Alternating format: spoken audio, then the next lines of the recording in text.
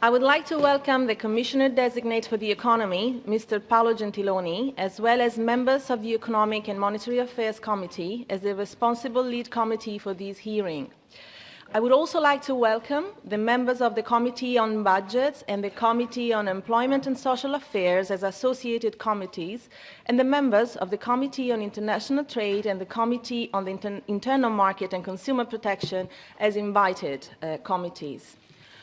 I also would like to recall that, in line with the guidelines for the approval of the Commission, Parliament evaluates Commissioner-designate on the basis of their general competence, European commitment, and personal independence. It also assesses the knowledge of their prospective portfolio and their communication skills. As you will be aware, the Commissioner-designate had replied before the hearing in writing to a preparatory questionnaire. The written answers have been made available to members in all languages.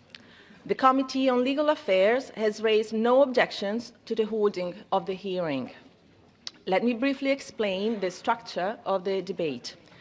The Commissioner-designate is invited to make an open oral statement of no longer than 15 minutes. He will then also have 5 minutes at the end of the meeting for a closing statement. After the introduction, there will be time for 25 questions from MEPs. The debate will be held in accordance with slots of 5 minutes each, with 1 minute for the question, 2 minutes for the answer from the candidate commissioner. And in case of follow-up questions, the question should not be longer than 1 minute, with 1 minute also for the reply. The first round of questions, 7 questions, will be asked by representatives of political groups. The second round of the 18 questions is based on the overall distribution of questions among the political groups, including also a representative from the non-attached members. Interpretation will be provided in 23 languages. All speakers can therefore use their own language. Speakers are just reminded that what they say will need to be interpreted, so please speak not too quickly.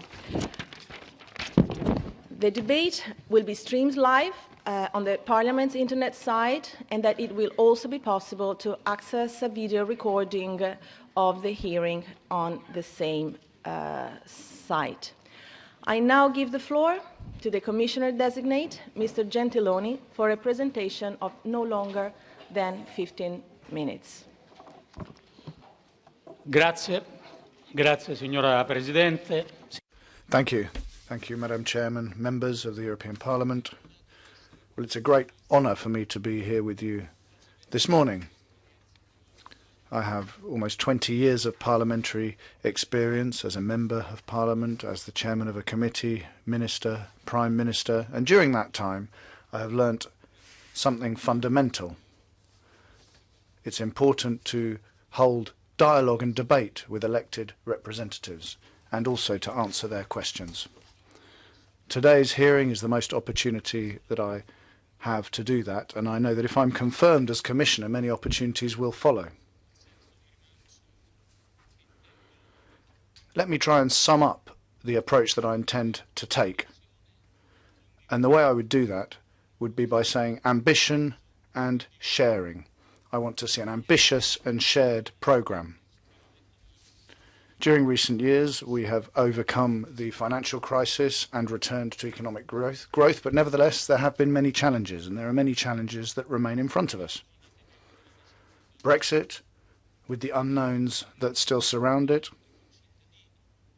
the fact that many of our citizens have lost faith and are even hostile vis-à-vis the European Union, geopolitical uncertainty, questions related to the speed of technological changes, the fact that identity fears are emerging.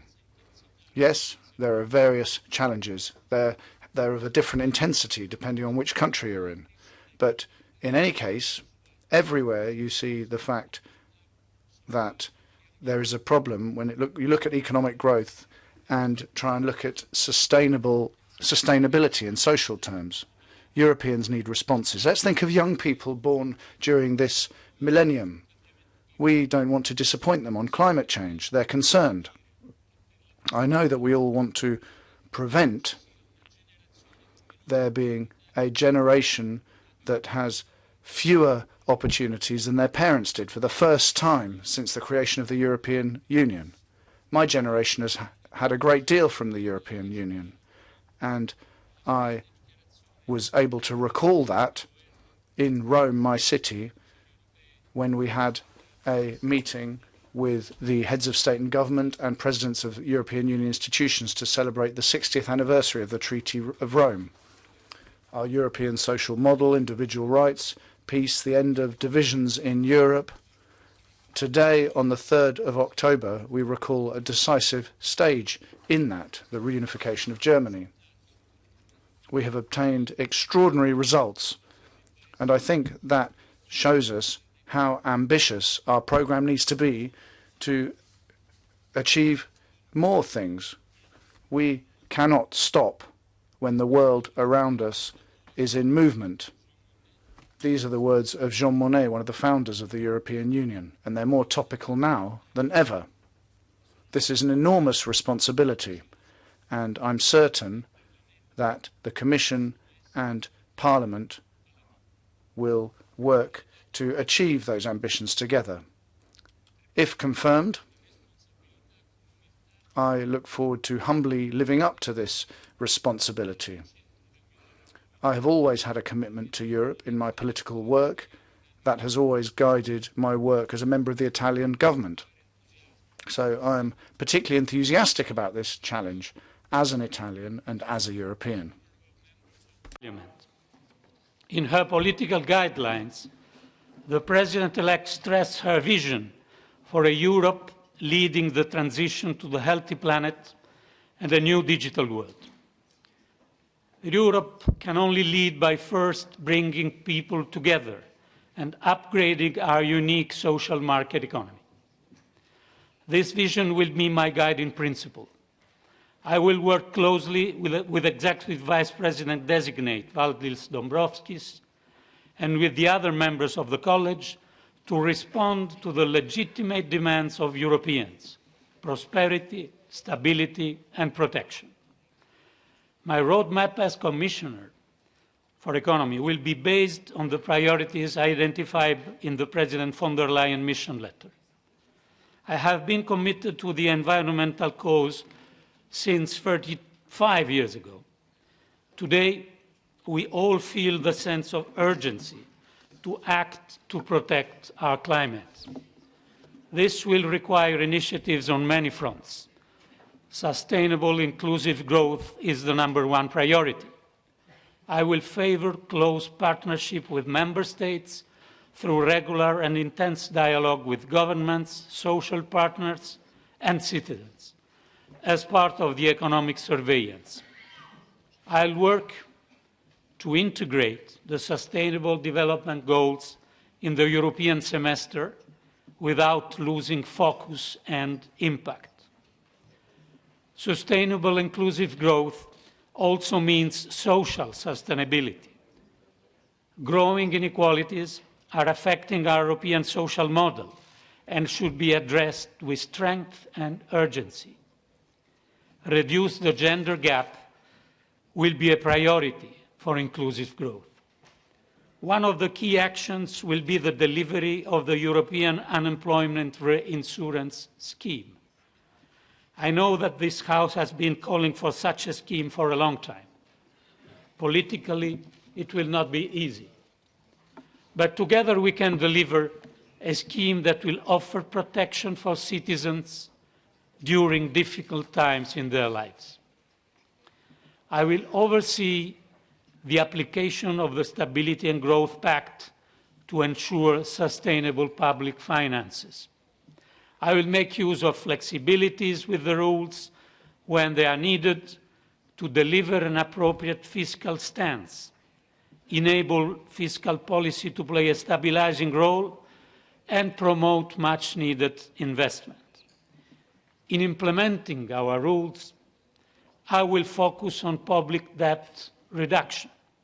As someone who cares deeply about the potentially destabilizing impact of high debt in bad times, I will also deal with an adequate use of fiscal space to face the risk of a slowdown in our economy. Of course, the Stability and Growth Pact is not perfect. I will use the opportunity served by the review of the 6 and 2 packs to reflect on the right way forward, based on evidence from the past and taking in account the contribution from the European Fiscal Board. And you will sure have a say on this. I will launch InvestEU and the Sustainable Europe Investment Plan as a matter of priority. The transformation of our economy strongly needs investments. Investments to deliver energy transition, green our economy, and meet our carbon targets. Investments on research, innovation, and digitization. Investments in sustainable infrastructures. Social investments. Action is also needed to reinforce our single currency. Completing economic and monetary union is a priority for the President-elect and is one for me too. I would like to pay tribute to this House and this committee in particular for your ambitions in this area. A breakthrough will underpin stability, foster confidence and resilience in the euro area economies, strengthen the international role of the euro, which is a geopolitical priority for us. Honourable members of Parliament, 74% of citizens agree that the EU should do more to fight against tax fraud. I am determined to work towards a fair and effective taxation in the EU. My first priority will be to make sure that taxation fully contributes to the European Green Deal. For my part, I will work for a new environment taxation framework to steer the behavior of users, consumers, and producers towards a climate-neutral economy. I will assess a range of measures, including updating the Energy Tax Directive to align it with environmental objectives and working on a carbon border tax at EU level compatible with WTO rules. In so doing, I will be vigilant that this framework is just and socially balanced. And I also want to assess the use of the passerelle clauses and other legal instruments in the treaties that allow tax proposals to be adopted with qualified majority votes and by co-decision. My second objective is the European contribution to the reform of the international corporate tax system to make it fit for the 21st century. It is clear to everyone that the current system is out of date. The transition to a digital economy has led to a growing disconnection between where value is created and where tax is paid. Moreover, tax competition distorts business decisions and leads to tax policies aimed at short-term revenue collection. Discussions on modernizing international corporate taxation are now underway in the G20, supported by the OECD. By the end of next year, we will need to take stock of the international discussions. If no consensus emerges, I am tasked to lead efforts for a fair European digital tax and for a common corporate tax base. My third priority is to keep fighting against tax fraud and evasion, which erodes EU citizen trust in taxation systems. I want to benefit taxpayers who play according to the rules and focus punitive action on those that do not. Finally, I am also proud to be the Commissioner in charge of the Customs Union, a core element for the European project which safeguards our single market. Many take the Customs Union for granted, but tensions around the globe on trade, security, changing business model, and the rise of e-commerce reinforce the need for a strong customs union. I will strive to bring the customs union to the next level of effectiveness. Not only my plans, but all the priorities indicated by the President-elect will require a solid base of reliable statistics. I attach great importance to defending the professional independence of Eurostat and the national authorities. I will make sure that Eurostat remains a trustworthy point of reference for statistics and data on Europe. Signora Presidente, signore deputati. Madam Chair, members.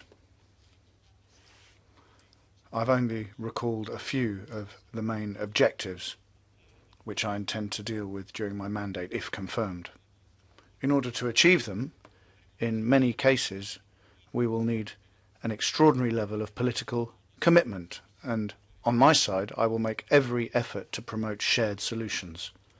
I know and respect the variety of opinions that exist between political families, between member states, and between different European geographical areas, but it is in everyone's interest to prevent these differences feeding prejudices and crystallize to the point where they prevent our path forward in a fast-changing world.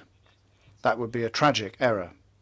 I have reasonably long political experience, and I'm therefore aware that the point is to achieve solutions. We need to come up with compromises and promote the collegiate work of the Commission. Above all, we need to cultivate trust among all those involved.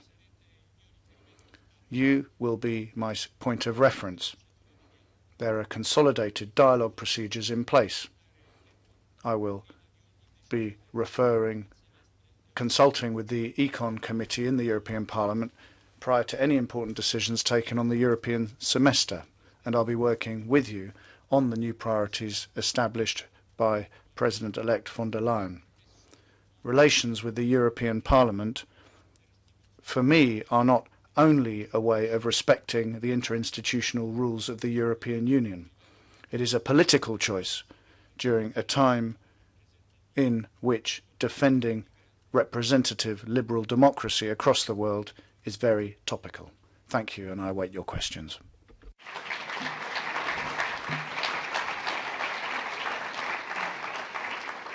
Thank you.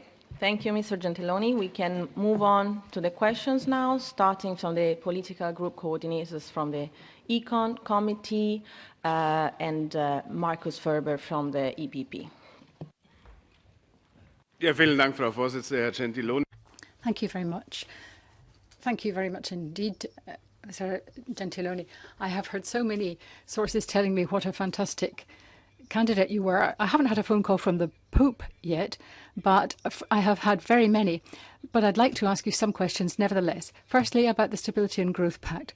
You talked about the previous Italian government, and you mentioned the fact that the problem is not so much the European rules as flouting rules as the market would decree they should be implemented. Well, even I could subscribe to that. Secondly, you've often spoken out critically about the Stability and Growth Pact. The new government in your own country, as the previous government, has talked about flexible use of the SGP. And I think your draft budget for the forthcoming year also provides for an increase in the structural deficit. Therefore, you're not going to be prepared for the cyclical ups and downs of the economy in the way you should be. So, first of all, what do you think about the Stability and Growth Pact? What is your view on that? How will you implement it? How will you require the rules are applied? And how will you do this, particularly in the context of the Italian national budget? Thank you.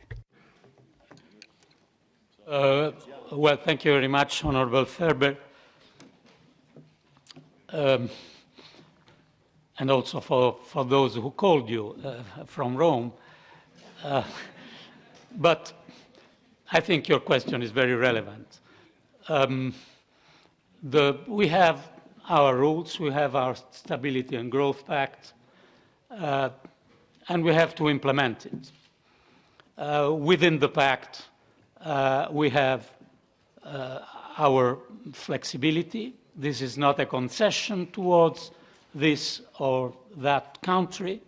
It is something that we have in our rules. And I will not comment on the Italian draft budget because, by the way, we don't have it. We will have a draft budget plan in 12 days from now, and I will give to this draft budget plan exactly the same attention, attitude of dialogue, and seriousness about the rules that I will give to the other 26 member states. Honorable Ferber, I want to be very clear on this, crystal clear if possible. I am not, and I will not be the representative of a single government in the Commission. We have representatives in the Commission from the governments, but I will be the Commissioner for Economic Affairs. And in this capacity, I will deal with all 27 draft budget plan when I'll be in office, if confirmed. Thank you. Vielen Dank, Herr Gentiloni. Thank you very much indeed, Mr. Gentiloni. The treaty and the protocol on the Stability and Growth Pact are relevant here. They're a mere 2 pages or so. The Commission interpretation, handbook on the interpretation of the rules, encompasses more than 100 pages. Now, I'm not going to ask you whether between stages 1 and 17 it might be possible to save some money somewhere or to change the figures, but what I do want to say is that we need to simplify the arrangements here so that the member states know more clearly what the rules actually are, so that they're not scrambling around between the 17 steps and the 100 pages to try to find out whether they're complying with the rules. Compliance is important, and therefore I think simplification is vital also. A tightening up of the rules in the Stability and Growth Pact. I think this is the only way it will be possible to implement it and also to impose a sanction if there is a breach of the rules. Thank you.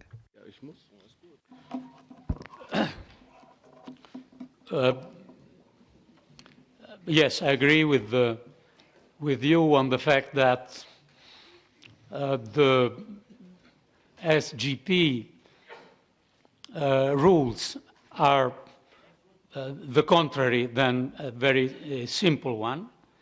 I appreciated the contribution that the European Fiscal Board gave us. It was a contribution concentrated on 3 elements: more simple, more enforceable, and more anti-cyclical. I think that these 3 elements are interesting. We are we have underway, as you know, the review of the 6 and 2 Pact rules, and we have to finish this review before the end of the year. It will be a great opportunity to discuss the way forward. Will we change legislatively, or will we interpret in a simpler way our rules? This week will be a big debate, and I will give a contribution with you. Thank you. Jonas Fernandez from S&D. Muchas gracias. Thank you very much indeed, Madam Chairman, and welcome to you, Commissioner-designate. Europe, it seems now, is heading for an economic slowdown, and this slowdown is coming when monetary policy seems to have reached its limits. And as you said, it's clear now that we need another form of fiscal policy. But for that to happen, we also need to have a revision of the Stability and Growth Pact. And at the moment, the idea or the objective is to control and check public accounts in each of the member states, and I think that's fine. But it's also true that the Growth Pact is also about bringing down deficit, but equally about making the most of fiscal space in other states, which could contribute to improving economic activity across the board in the European Union. You said that the Stability and Growth Pact has better anti-cyclical capacity, but that also comes hand in hand with the Commission being strong enough to force certain member states to complete investment and enhance the cycle. So what is your view of any revision of the SGP? Thank you. Yes, we are facing a slowdown, as Honorable Fernandez said, and thank you for your question. We are facing a slowdown. We will have our economic forecast in beginning of November, in 1 month, more or less from now. And I think it will be interesting to understand the dimension of the slowdown and the lasting of this slowdown to take decision on a fiscal stance. But in general, I agree with your point saying that our SGP is not only focused on reducing debt, but only on growth and on the fact that we have a coordinated fiscal policy in Europe. Because it is true that having only the tool of monetary policy is not sufficient. In general, is not sufficient, but especially in these times facing such a slowdown, we need to add to monetary policy a more coordinated fiscal policy with the differentiation that are obvious among different countries, and a strong focus on investment. I think we have several tools in von der Leyen program of enhancing our job on investment. And I want to take the opportunity also to thank you as co-rapporteur and the other shadow rapporteurs because of your decision that made possible Invest EU program, which is a relevant tool that we will use in the next 5 years. Follow-up? Sì, candidato. Yes, but the issue is that in addition to this reform of the SGP, in order to achieve a global policy across the European Union which is more anti-cyclical, we also need instruments for the Eurozone which are centralized. And then they would complement fiscal policies at national level and give us an aggregate fiscal position at the Eurozone level. And obviously, it's important to have the investment proposals that we had from the previous Commission, and the President-elect has also come up with the idea of the unemployment benefit reinsurance scheme, but then a budget has also been proposed for the Eurozone. So what do you see as needing to be done to have an aggregated instrument in addition to the member states and the national level efforts for the SGP? But what can we do then to better manage this anti-cyclical movement? Well,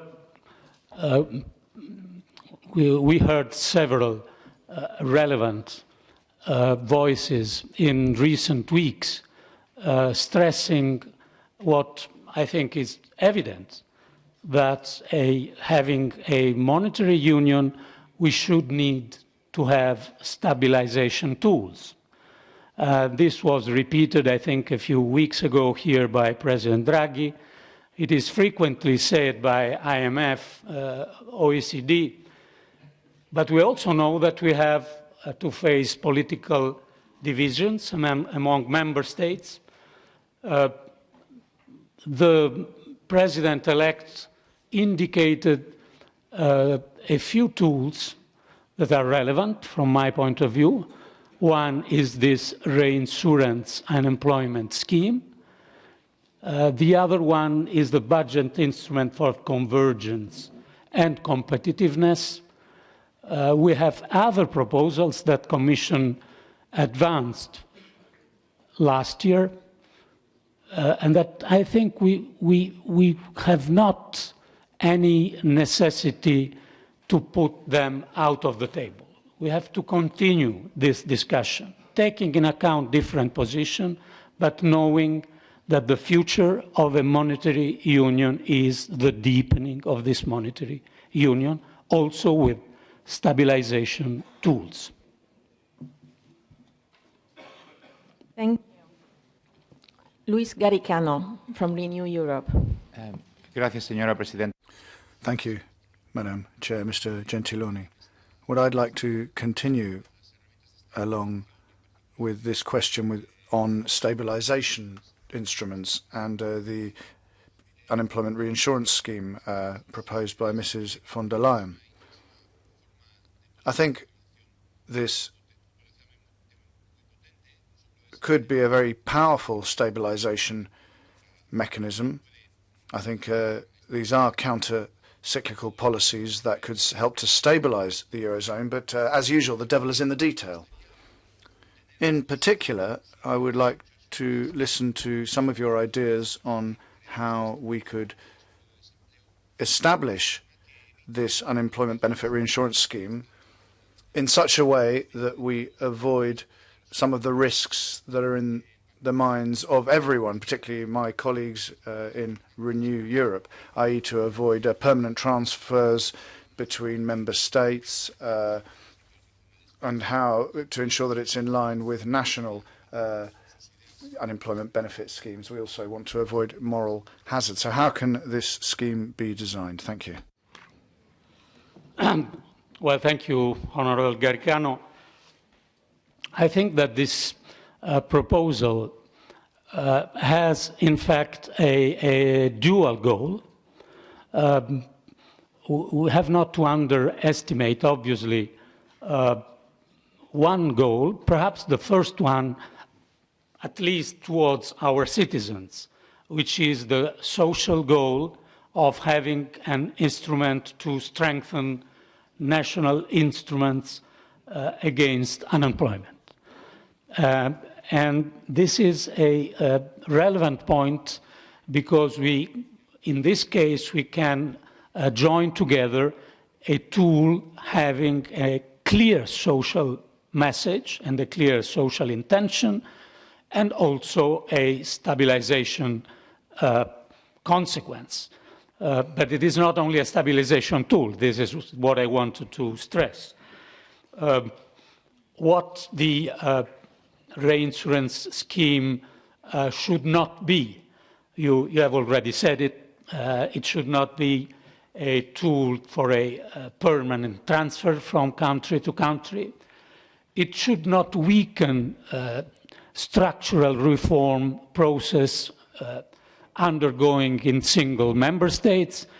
It should be concentrated on external relevant shocks and be very quick, having automatic dispersion mechanism. Then we have the big team, and I am tasked to define the mechanism, and this will be one of the main issues, technically and politically. Will this scheme be concentrated on loans or on direct support to national budgets? And this discussion is very relevant. It is not sure that these two scenarios should be in complete contradiction, one to another. You can begin with one and hand, but this is something we have to work on in the next weeks very quickly and effectively. Follow up? Con mucho deseo de trabajar con usted. Well, I look forward to working on this proposal with you if you're confirmed. But I'd like to hear what you think about the time frames. I'm a member of the Econ Committee. When do you think a proposal might come out? Is it going to be one of your major priorities? Is it going to be something that emerges a bit later on? And how do you intend to work with us on this reform? I will work immediately. The term immediately depends on the political evolution, but immediately, I mean, if confirmed, on this, I will work on this with my colleague Schmidt and with the college. To be frank, it is clear that having this scheme based on liquidity and loans is very easy.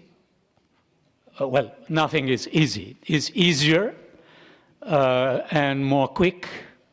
Having it based on support to budgets is more complicated and has consequences also in the definition of our European budget. But I said in my introductory remarks that we should be ambitious. And also on this subject, I think we have to be ambitious. Thank you. Sven Giegold from the Greens. Mr. Gentiloni, LuxLeaks and other tax scandals have damaged the fairness, efficiency and reputation of the European single market. The last Commission has contributed to important progress under the constant pressure of this Parliament. But the misuse of the common market for unequal and unfairly low taxation persists. Do you commit to present an action plan for fair and green taxation, including the following new legislative proposals? A new EU tax package on effective corporate taxation to contribute to a minimum corporate tax rate in the EU. And second, a shift towards environmental and energy taxation in the Union, including a kerosene tax for the aviation sector. And a carbon tax, including a border adjustment tax to ensure the respect of the polluter pays principle.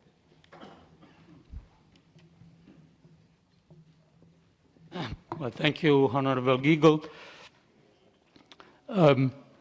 Personally, I am convinced that the taxation issue, which for decades was not so crucial apparently in the initiative of European institutions because of the reason that you very well know, has become more and more relevant in recent years. And this is mostly due also to the Parliament initiative. So my task, appreciating what has been done in recent years, that was something very relevant, my task will be to try to keep momentum on this issue, and if possible, to reinforce momentum. The proposal you are making of a commitment on a new action plan could be, from my point of view, a way to do this. So how to try to give immediately the message, yes, we are committed on these issues: environment, corporate, digital, tax fraud, etc. A good way would be to propose to the college a plan concentrating the interest also of our citizens and public opinion on this subject. Then you know much better than me that this is a personal political commitment. We are working in a college, and we are working in an interinstitutional framework where the decision on taxation are decisions taken with the unanimity of the European Council. And this will be one of our main political challenges in the next few years. Follow-up? thank you for this personal commitment. Beyond that, some of the proposals of the last Commission remain blocked in the Council. And in your written responses, you indicate to be willing to move some of these proposals away from unanimity towards majority voting using Article 116 of the treaty. Can you tell us already which of these proposals you are considering moving to majority voting and when you are thinking it's the right moment to do so?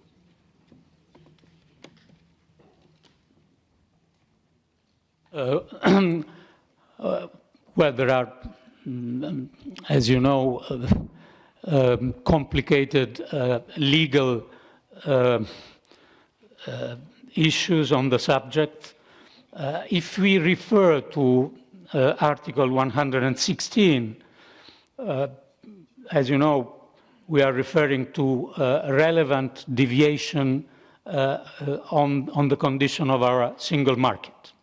So, in this case, if we are thinking to use the Article 116, the choice of the subject is strictly linked to this condition. So we can move on some, for example, environmental issue or some corporate tax issue towards the Article 116 only in the cases when there is clear consensus on the fact that this deviation, significant deviation, are there.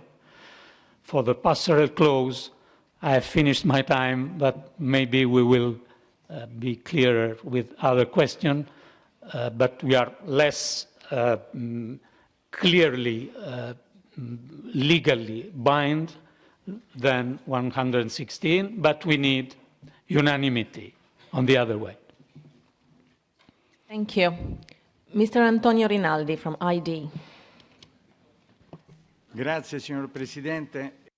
Thank you very much indeed, Chairman. Commissioner Designate, I shall speak Italian. Mr. Gentiloni, do you think that we should rethink the Commission's method for calculating the output gap? The current system is such that it leads to a lower evaluation of potential GDP than alternative methods, for example, those used by the IMF and the OECD. This, therefore, leads to greater negative balances.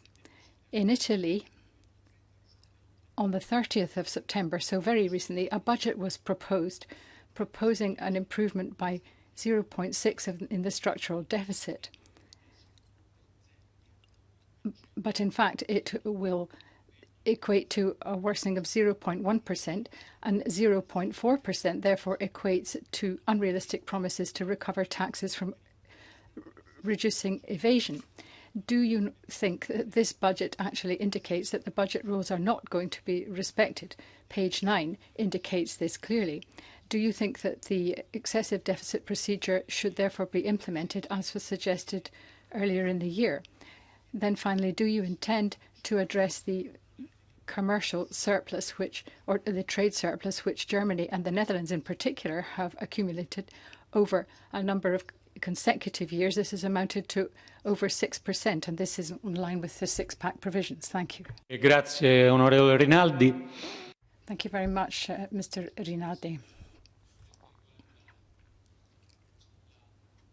First of all, there is an update to the economic and financial assessment by the government, and this is required by Italian law. It's not actually a draft budget as yet. It is an update note, and therefore, with your permission, I would simply refer you to what I said responding to a previous question. I shall engage with this from the 1st of November, if I am confirmed as Commissioner, and I will look in detail at the draft budgets from the 27 member states, including the Italian government, and I would anticipate getting the proposals by that time. The Italian government should be submitting its draft budget by the middle of October.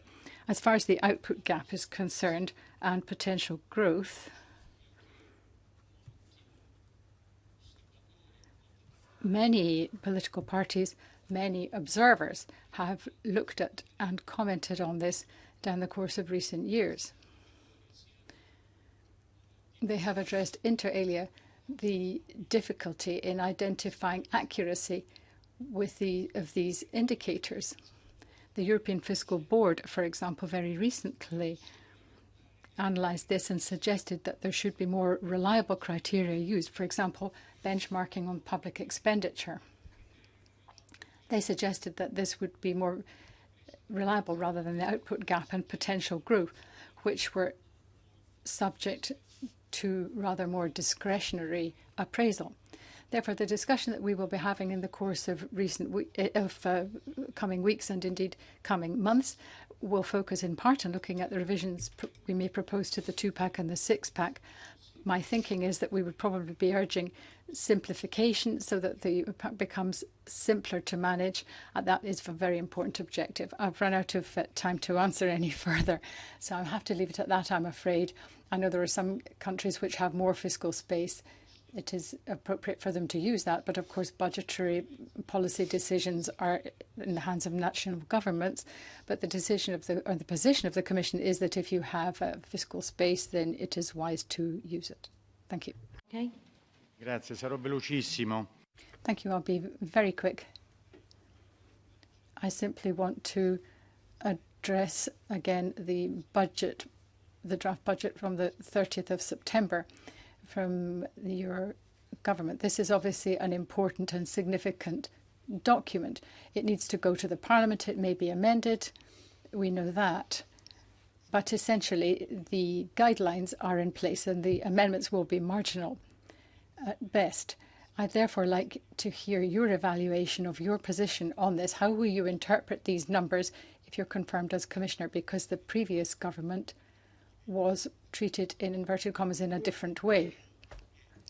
Then again, to address the output gap, I was really only trying to ascertain from you whether you thought that the methodology was, the Commission's methodology was identical to the OECD and the IMF methodology, so that we could have homogeneous data and comparability of data.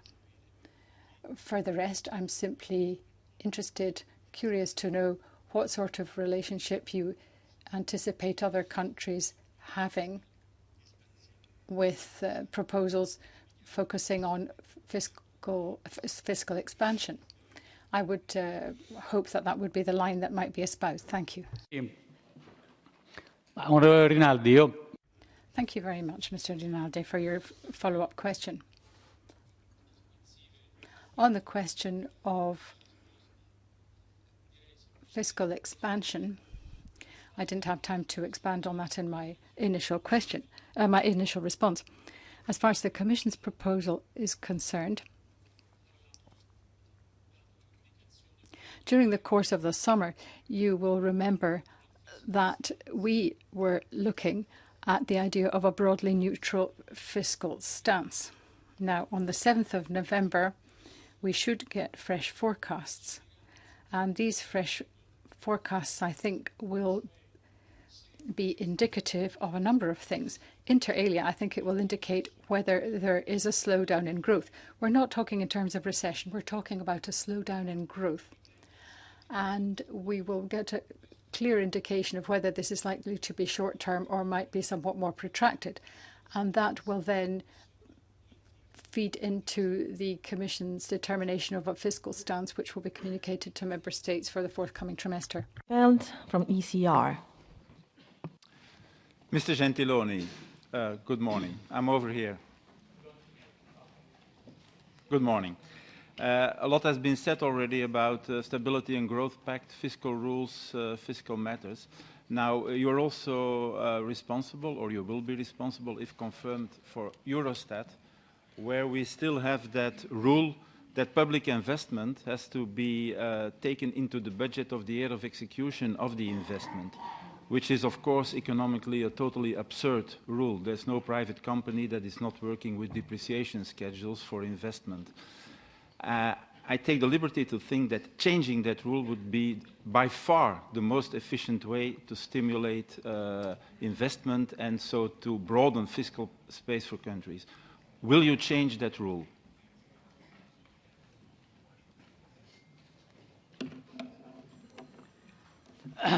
Well, thank you for your question. The question allows me also to state something I deem very relevant,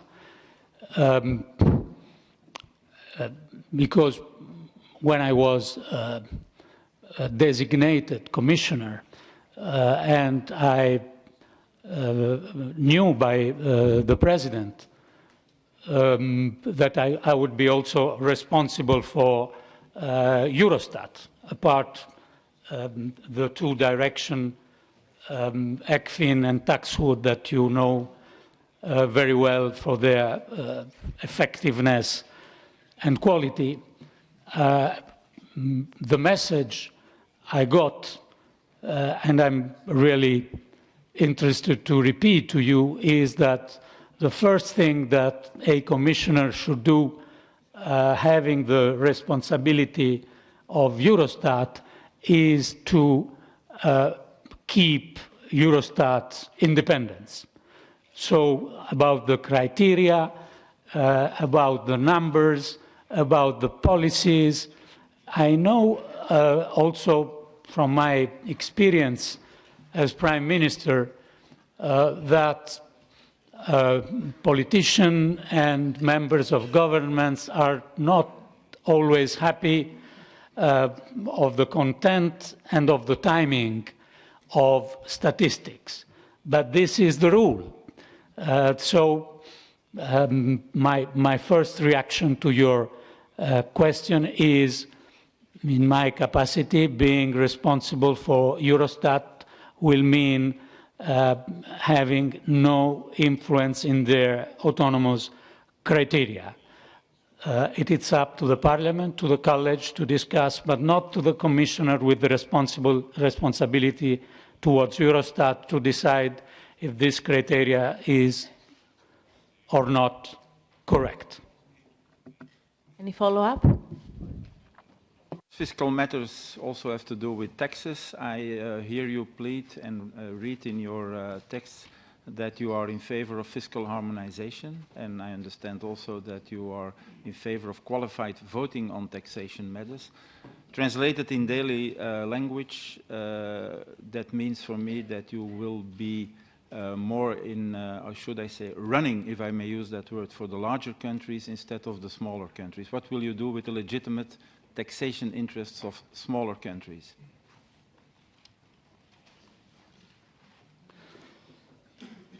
Well, I will try to run for consensus. And this, I think, is mandatory in a job of a European Commissioner.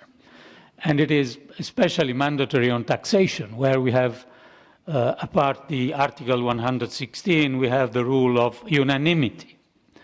We all know that the last proposal on significant digital presence presented by the Commission was approved by, if I remember well, 24 member states and not by 3 member states.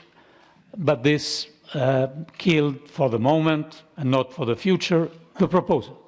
So the role of member states, big or small, on taxation is very relevant. But we have public opinion, we have the Parliament, we have the passerelle clause, we have Article 116. We cannot accept the idea to avoid any decision on taxation. Thank you. Manon Aubry from GUE. Bonjour. Good morning, Mr. Gentiloni. So I'm going to come back to tax evasion, which I think should be at the top of our agenda. I'm not going to run through the whole list of scandals and tax fraud and tax havens and the Panama Papers and LuxLeaks and so on. It's a long list, and it involves a number of multinational companies. and certain companies, in fact, that you know well. If we look at your portfolio of shares and assets, if you, for example, like Amazon and others who are not necessarily held up as exemplars in terms of their taxation policy. And then there are very few companies. Well, there are some European companies that are on the list in terms of the Panama Papers scandal. But before I became an MEP, I worked for the NGO Oxfam that I'm sure you know, and along with other NGOs that you also might have glimpsed outside the building, organised an event this morning. And they're basically pointing to the fact that there are gaps in these lists of companies with tax havens. And this was also pointed to in the Tax 3 committee. There is an opacity that is prevalent in terms of the criteria used for companies or other countries once they've taken off the list. So what are you going to do to make these lists more objective without political interference?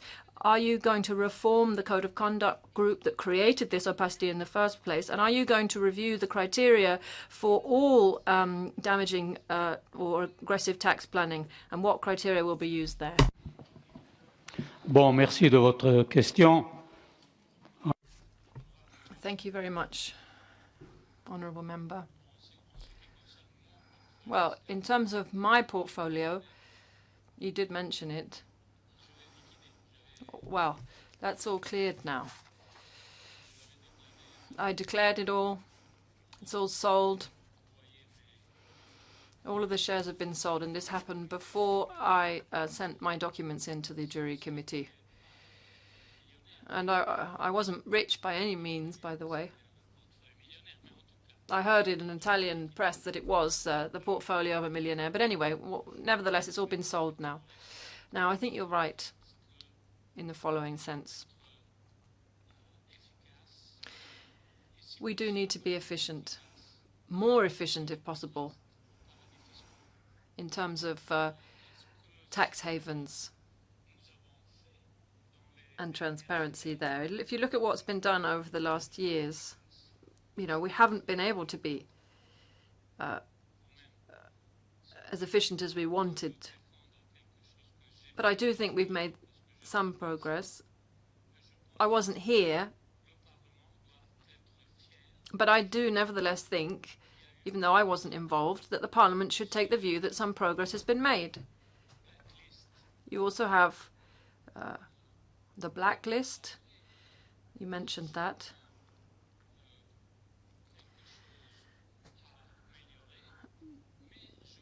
You know, there has been progress there. More needs to be done. But I think I can say to you, as a former Foreign Affairs Minister myself, in many countries around the world, the soft power of that blacklist at EU level is actually significant, and it does work.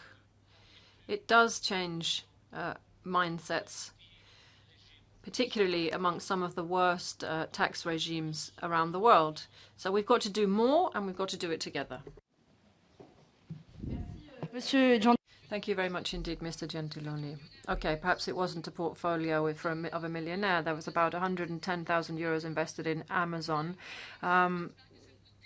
So I hope then this won't discourage you in properly regulating these companies in the future. Second question, it concerns consistency. You say that you're going to sanction the member states that are listed on the blacklist for tax havens. But what about members of the European Union? What about Ireland and Luxembourg, for example? And how can the European Union claim to be credible when it is giving succor to some of the worst tax havens in the world? What about my colleague who talked earlier on about this? There are countries who are blocking things at European level. They're not the big countries, they're small countries like Luxembourg or Ireland, for instance.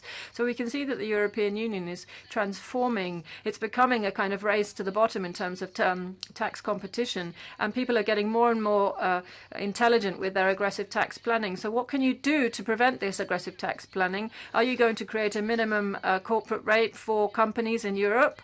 Are you ready to force the member states or ask the member states to be scrutinized in the same way that we scrutinize third country when it comes to things that are blocked in the Council? What about tax transparency? That's also blocked in the Council. Are you going to get round the impasse on country-by-country reporting?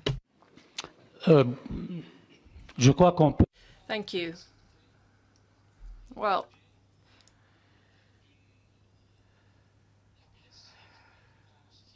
aggressive tax planning between European member states is not something we can accept.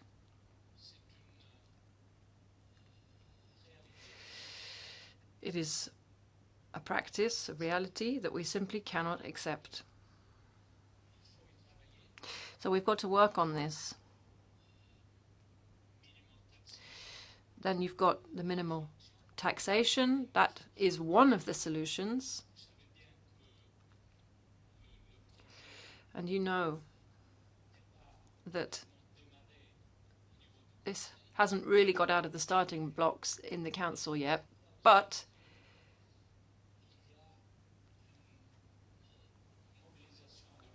I do think this is gaining momentum in public opinion. There's strength for this in the European Parliament. And I think it's also a clear decision to be taken for the Econ Commissioner along with the College of Commissioners. And we're going to work on this and we're going to find solutions. Thank you. Now we move to the second round of questions. Please let me remind you of the speaking time. So I will really kindly ask you to keep it strictly to 1 minute for questions and 1 minute for follow-up. Thank you. So now it's time for José García Margallo y Marfil from EPP. Presidenta, bienvenido. Thank you, Madam Chairman. Welcome, Commissioner Designate. Now, in your intervention, you mentioned an economic slowdown. There are some people who think that we're facing something more serious. Some people think that we're facing a crisis that won't be demand-based, like the Lehman Brothers crisis, but a supply-based one. And that'll be due to many factors that you know about, having been a prime minister, tensions between the US and China, technological war, tariffs, Brexit, and an oil price shock as a result of events in the Middle East. And if that is the case, the only solution can be structural reforms, but over the medium term, Mrs. Lagarde and Mr. Draghi have said that there needs to be more flexibility. It's time to move away from monetary policy. We need to be more flexible on fiscal policy. So 3 questions. How long do you think we can stick with historically low interest rates as we're at the moment? Secondly, flexibility.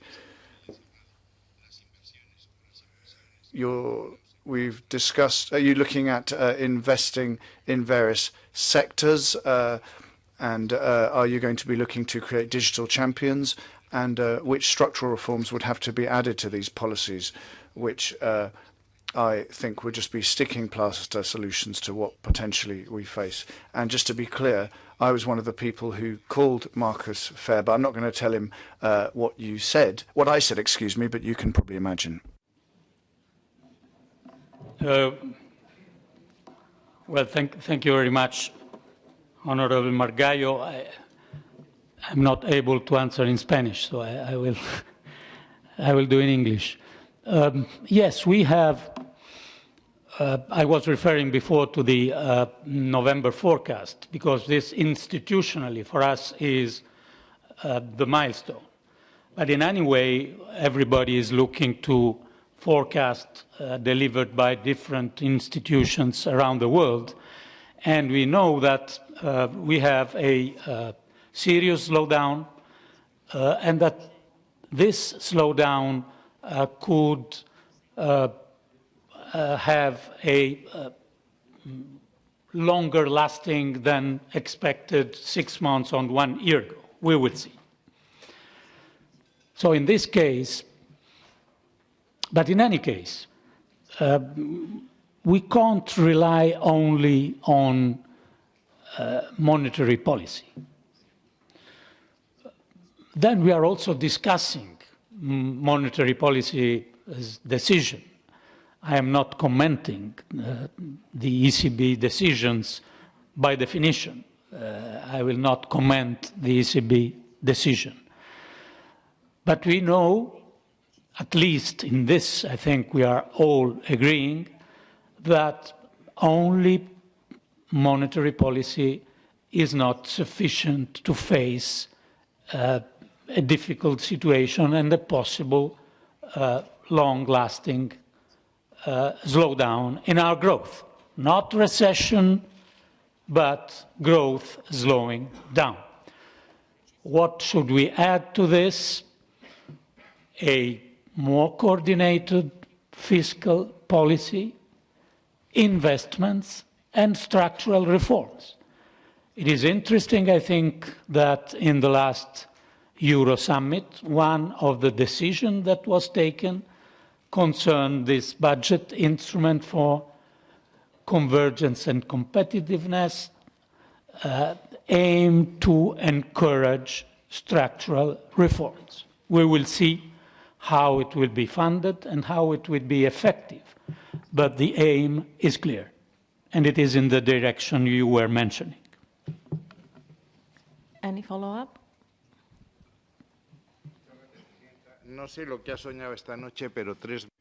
Well, I don't know what you dreamed about last night, but you mentioned 27 budgets 3 times. There are still 28 of us. Now, fiscal fraud and customs, you mentioned those.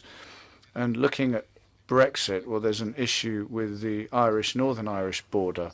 And it's a major problem because it would set the precedent that the United Kingdom wants to use for future relations between the UK and the rest of the EU. There have been people who've talked about a Singapore-style state being established on the other side of the Channel. Now, we've also heard about tax havens, and we have one in the EU, Gibraltar. There's no wealth tax, there's no sales tax, 0.15% tax on gambling, and business company tax is 10%, and it's only applied to a certain category of business, which covers none of them. Now, Spanish governments have had some responsibility in causing the issues that surround Gibraltar, but what I want to know is, what are we going to do on tax havens? What do you think that we should do when it comes to not having a low tax regime across the Channel when it comes to future relations between the EU and the UK? I don't think that'd be good for anyone. Well, it should be very clear from our point of view that the day after a no-deal Brexit, UK will be for us a third country. It is not what we wanted, it is not what was our project, but it could be the autonomous decision of the United Kingdom. We will see. I've seen the dialogue between Jean-Claude Juncker and the British Prime Minister. For us, I only make 2 points. One, the Irish border will not be a hard border. We have to give full respect to the Good Friday agreements. We can't create a new enormous problem in Europe after Brexit in Ireland. Second point, I remember the difficulties when we had the deal with Prime Minister May about Gibraltar. In this case, an agreement was reached in some way by from your government and EU and UK. We have to keep these commitments. Thank you. Now, Joachim Schuster from S&D. Ja, vielen Dank, Herr Gentiloni.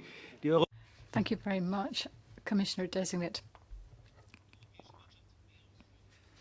The Economic and Monetary Union is quite restrictive in economic and finance policy, budgetary consolidation and compliance with debt constraints. The political guidelines from Ursula von der Leyen talk about sustainable European investment plans, 1,000 billion investment. Now, this is a substantial sum, but this sort of investment can't be generated entirely in the private sector. So the public sector is going to have to play a very key role in dealing with market failure, in giving a fillip to investment, in promoting sustainability and green investment to tackle climate change. The European Green Deal is going to need to align both public and private investment. It's going to have to bring in a lot of the energy sector investment objectives as well. Do you believe in green bonds? And what do you think about the future of economic and finance policy and how we should scrutinise this going forward? Thank you. Well, thank you, Honourable Schuster. Yes, the European Green Deal is a very big priority in the new Commission. President von der Leyen make it very clear, and personally, I really agree with this.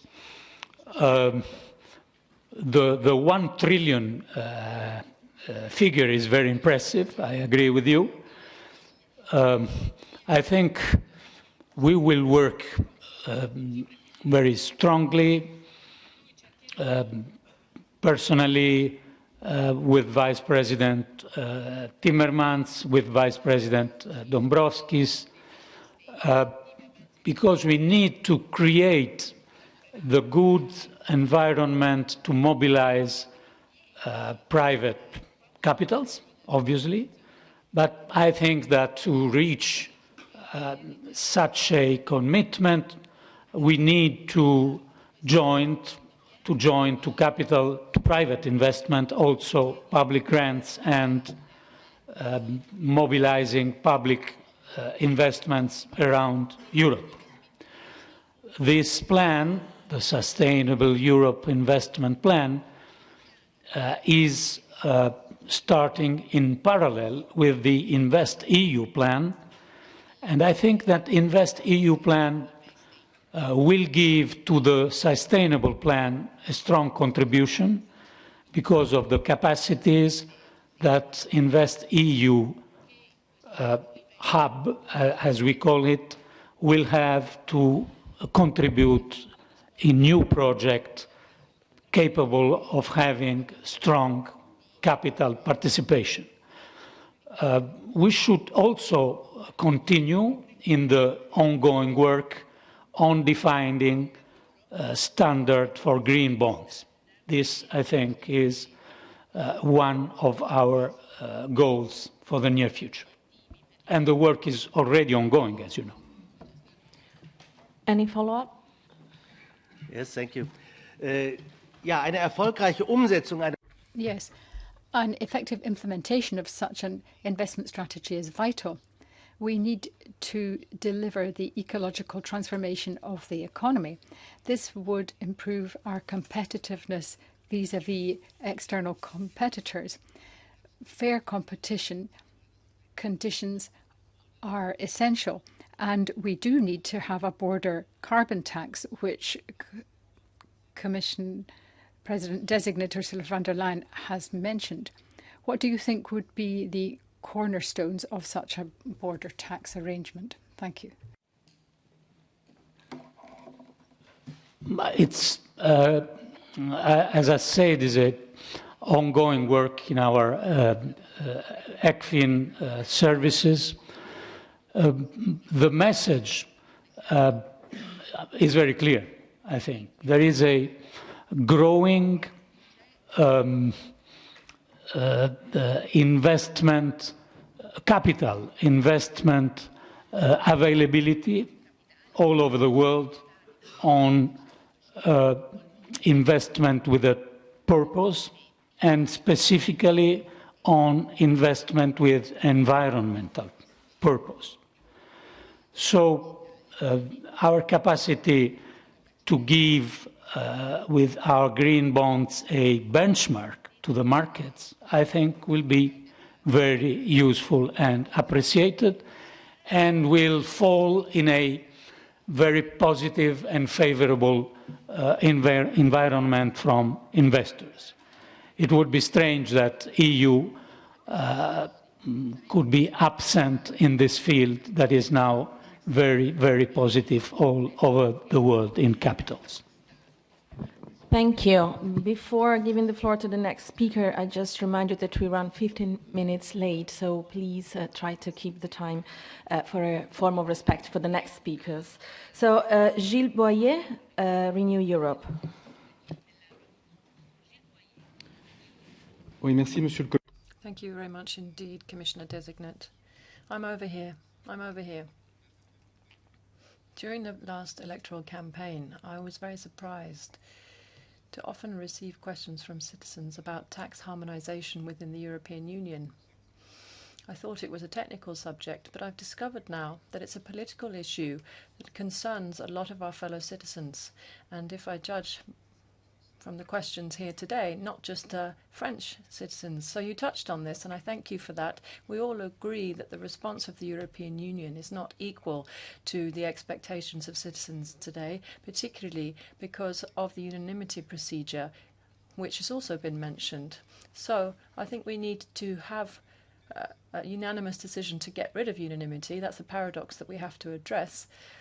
And I'm not certain that we'll be able to get unanimity on that decision, but where there are enough of us who want this mandate to be marked and characterized by real progress in this area. I've always been taught in life that when you get a big problem to deal with, you can't solve it in 1 or 2 minutes. Instead, you've got to try to unpick the problem and look at it in small tasks that one by one can be more accessibly dealt with. So my question is then, what is the first thing concretely that you will be proposing to make sure that our mandate, that I hope we will be running together, will be characterized by a proper step in the right direction to help and satisfy European citizens? Thank you. Bon, merci. Thank you very much indeed, Mr. Boyer. You rightly said that we have to have unanimity to agree on getting rid of unanimity. That's going to be very difficult. Not just apparently, but it is going to be very difficult.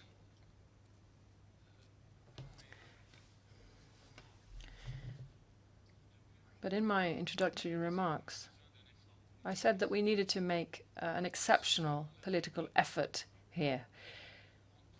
And it's politics then, in support of public opinion and stakeholders and general awareness of the countries in a different position, that will help us get through.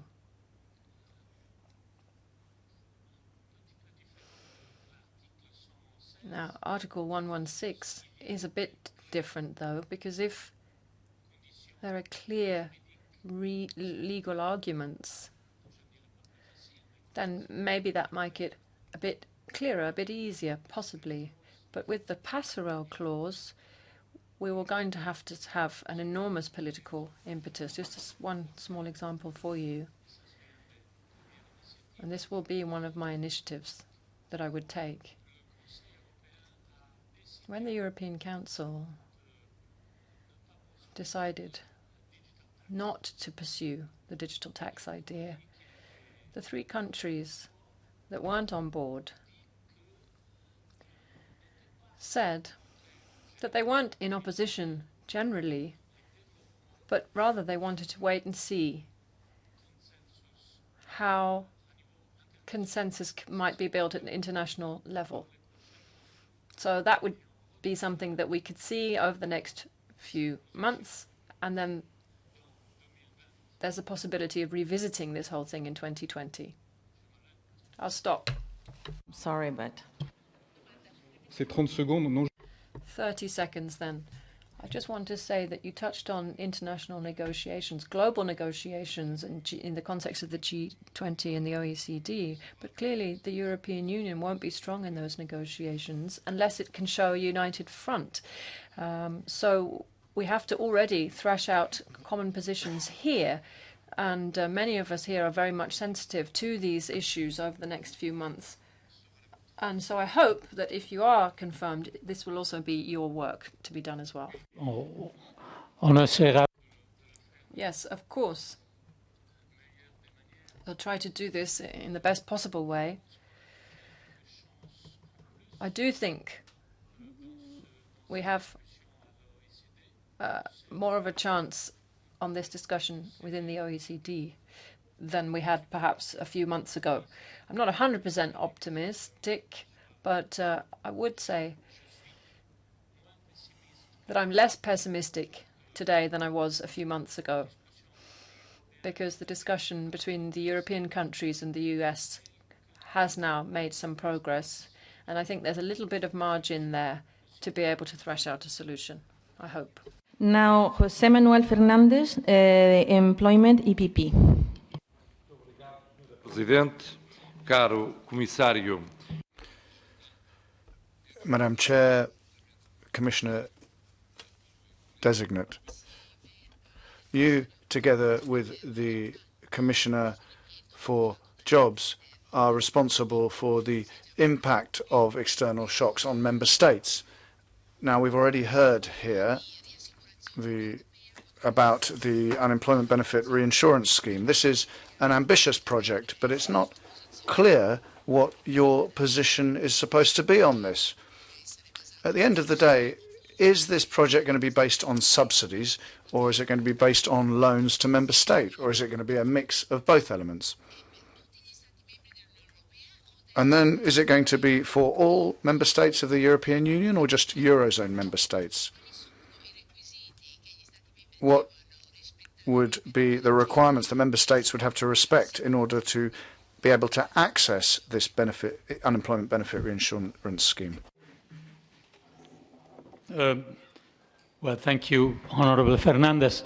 The task I was given in my mission letter is the definition of this scheme. So it is a task that I will not conclude this task in our hearing, because it is not so evident. You were already stressing the main issues that we have to deal with, and I've already said what this tool should not be. No permanent transfer, no weakening of structural reforms, and to be a automatic disbursement mechanism. Then we will discuss exactly the two or three issues you were saying. Loans or support to budget. Obviously, especially in this situation of the financial markets, loans is a weaker tool than direct support to budgets. But direct support to budget needs to be highly funded, because if you have external shocks relevant and in several countries, to give support to budget without a relevant and serious funding is not feasible. Someone is studying, and in the definition we will talk about this, of the possibility of having a initial scheme based on loans and a transition towards a direct support to budget. We will see it, I assure you, in the next weeks, because I'm tasked to do this definition very quickly, and we'll do it together. A pergunta é se vai seguir um método comunitário? Is there going to be a community method to bring this benefit reinsurance scheme into being and to decide on things? I mean, if they're loans, there'll have to be guarantees within the budget. So how high do you think that guarantee should be? That's the question. Or if they're subsidies, then there will have to be a contribution made from somewhere. And has this financial contribution already been decided on? Up to what limit are we talking? Practically, you answered to your questions, because what we have to define implies that in the case of a scheme with loans, or in the case of the scheme with support to the budget, we have different consequences. On the first case, these consequences are relatively easier to tackle. In the second case, the direct transfer, they imply also to be discussed in our multi-annual financial framework, because they need to have a funding in our multi-annual financial framework. So this will be, I think, in a few weeks, the definition of the scheme and of the different consequences on our methods in our community decisions. Thank you. Iro Einauloma, S&D.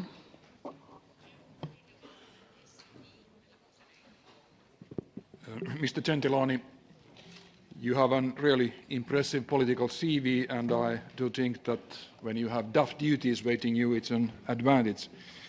One of the big team is taxation. I have also got some phone calls, and people have been urging that the European Union ought to go further on the field of taxation so that we can be sure that everybody pays its share of tax. And in this respect, a fair digital taxation is essential, as has been mentioned here. Can you specify your main priorities regarding taxation of large multinationals and particularly the tech giants? And second, could you outline how you see your role in the ongoing international negotiations on digital taxation?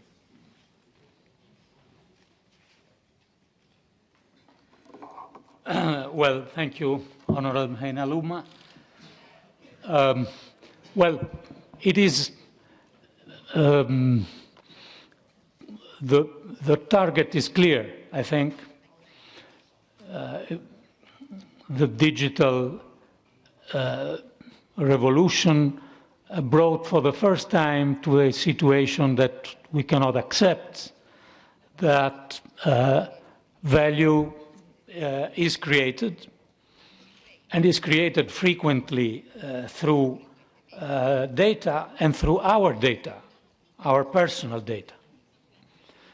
But taxes are not in the same places where value is created. So this, I think, is totally unacceptable. My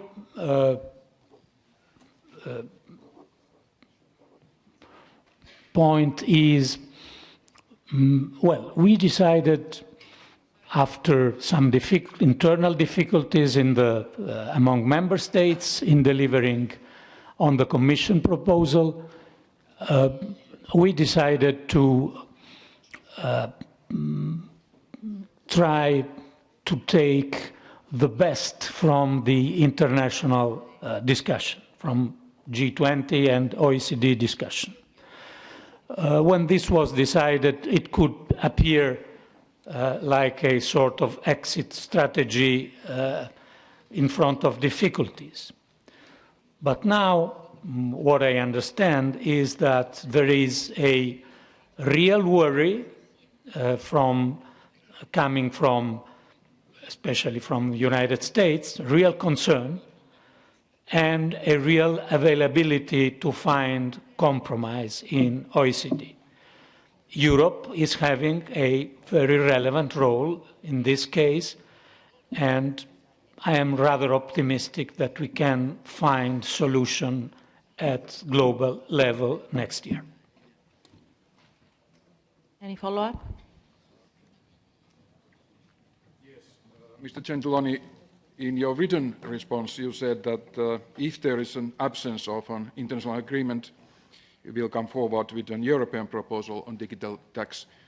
So is it so that we can wait the results either from the worldwide negotiations or from the proposal of the Commission already on next year, 2020?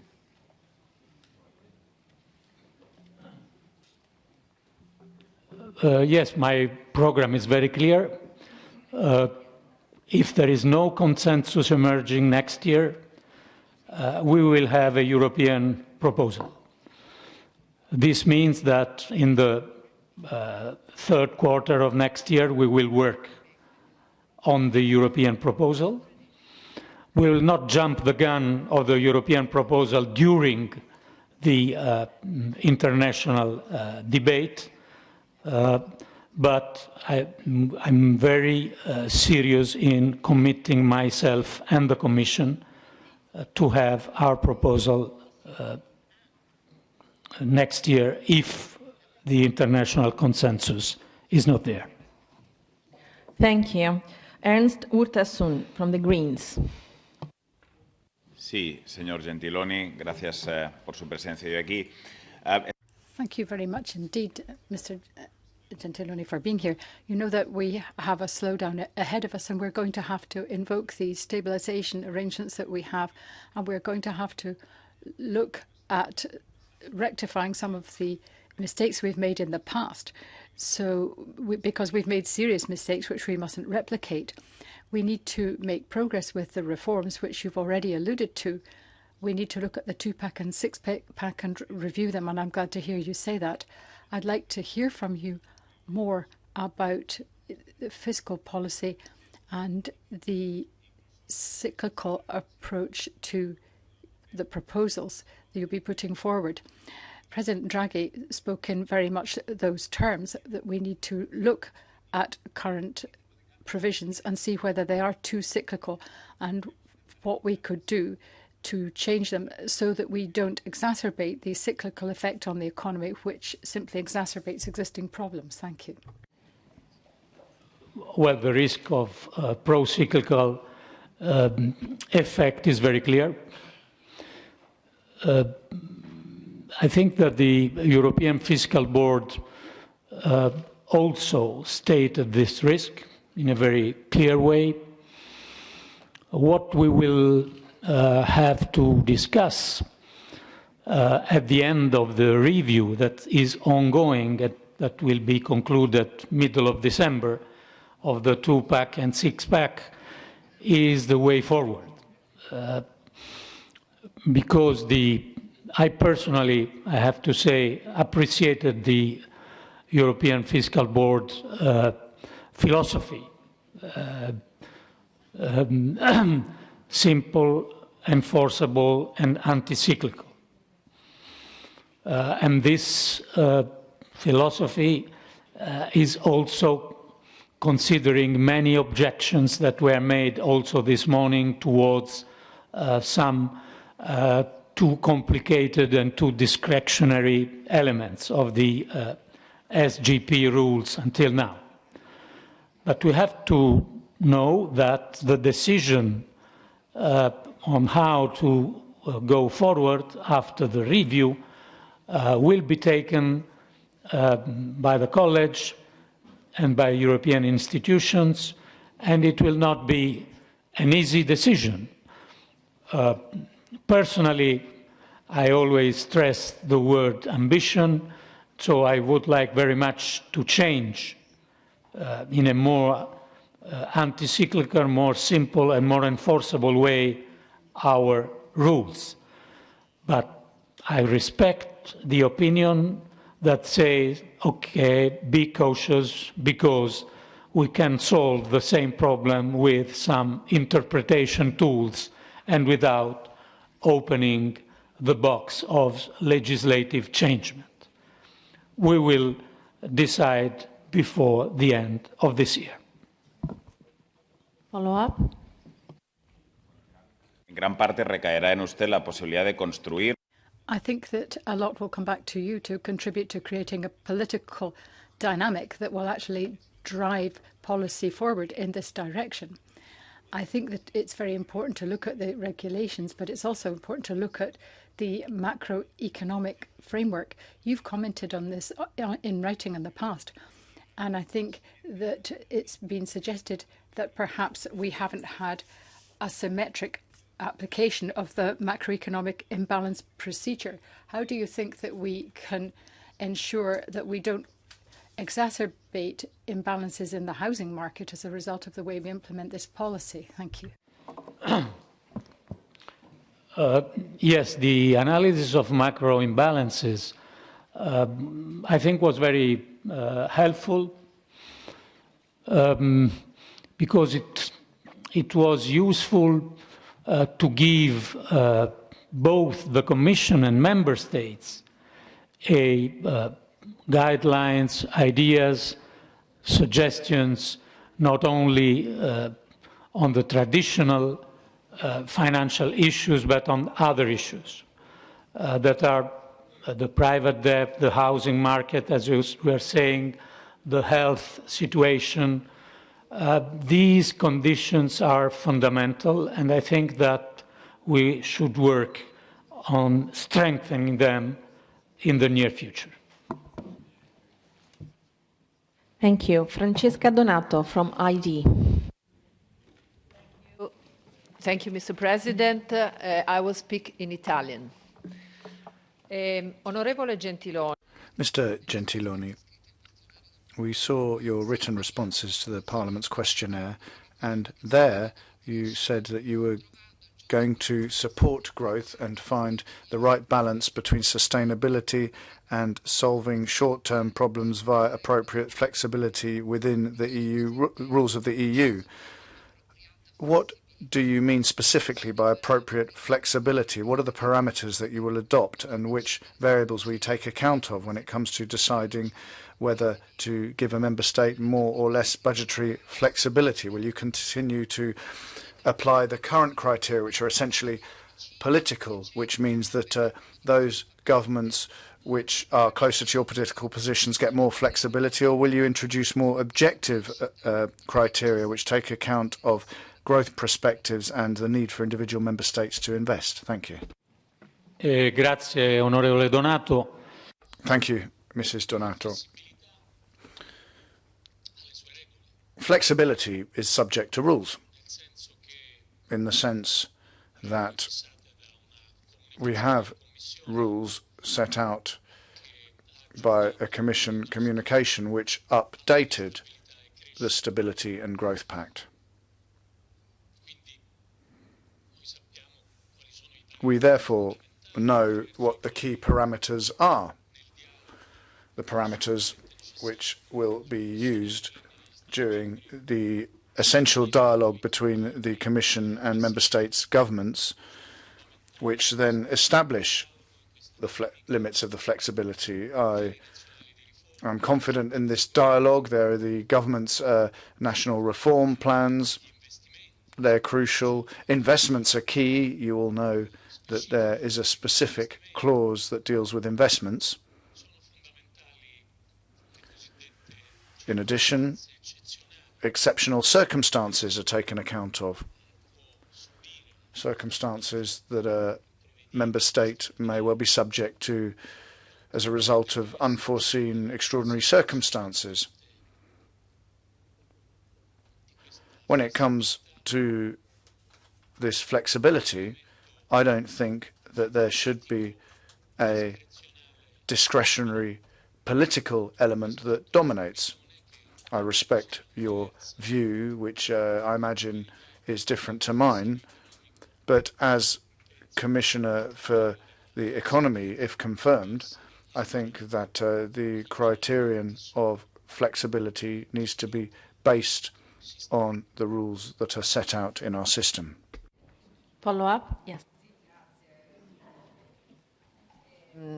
Mi sente? Sì. Thank you. In order to relaunch growth in the Eurozone, you quite correctly recalled that it's necessary to adopt expansive policies and implement productive public spending. Unfortunately, though, countries with a high level of public debt like Italy are called to be prudent so that they can remain within the budgetary limits established by the fiscal compact. However, there are areas such as the south of Italy which need more development, and given that, will you finally adopt the golden rule for investments in infrastructure and research and co-financing for cohesion funds, taking that kind of public expenditure out of the calculation of public debt? Thank you. Ma certamente. Well, I think that dialogue under the European semester with individual dialogues already envisages, through the investment clause, that there is more flexibility applied to countries depending on their public sector investment plans. The introduction of the golden rule is something that is under discussion. There is an opinion from the European Fiscal Board, which I've referred to several times, and that opinion explicitly envisages a change related to public sector investments that relate to environmental issues. So this is a very serious issue that will be discussed during coming months. Grazie. Thank you very much.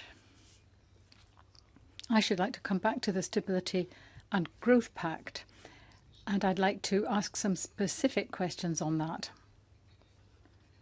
First of all, I'd like to think whether you think it's useful and effective to intervene on the resources allocated to individual member states, i.e. the cohesion funds. Is it useful to intervene in that area? Ms. von der Leyen has invoked some very important investment programs designed to stimulate growth, and she's talked also about the revision of the Stability and Growth Pact. In that context, I'd like to hear from you what you think is feasible. Do you think it is possible to alter the co-financing percentage within the Stability and Growth Pact? Because the principle is really that on the one hand you give, and on the other hand you block funds because they are blocked under certain provisions of the Stability and Growth Pact. So both the President-elect and you yourself seem to have suggested that something could be done to alter this. So could you expand on that, please, and tell us a bit more about it, because it would actually have a big impact on socioeconomic inequality. Thank you. Onorevole Fitto, la ringrazio. Thank you, Mr. Fitto. First of all, thank you very much for your question. What I would say is this: the legitimacy of raising that issue is beyond question. It's something which has been much discussed at European level, and indeed for some time. I'd just like to use your question really as a jumping off point in order to refer briefly to something which I think the Commission as a European institution needs to avoid, and that is a risk. The risk that we look at revising our rules, and we are currently looking at a review of the six-pack and the two-pack, and that we go down the wrong track with this and imagine that it can actually resolve all the problems that are on our current agenda. They may come from different political perspectives and geographical and financial backgrounds, but there are many issues that are very relevant that we need to address. I'm not against a review and addressing these issues, but I am aware of the fact that the SGP can't resolve everything any more than reviews to the 2-pack and the 6-pack can. So if we are going to review them, then we need to be very selective in identifying the priorities that we want to achieve. And we must not think that they are a kind of panacea, nor can we take what I might describe as a kind of artichoke approach and just be selective, peeling off what we want, thinking that we will stabilise in one area and give exemptions in another. We've got to have a much more comprehensive approach. We need to stabilise, we need a comprehensive approach to channeling the right kind of investment. Cohesion is clearly vitally important too. But all this is really subject to the paramount principle of prioritising and having a broad overview so that we get the right policies and so that we introduce the right legislative proposals to modify the SGP.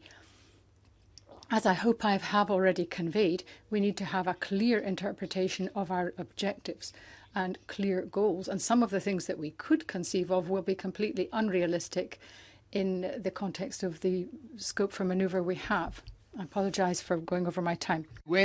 Follow-up question. Yes, please. Well, still following the same rationale and the same logic, and indeed following some questions that have been raised earlier on today on the question of financial stability legislation applying in various different countries. I'd like to ask you a further question.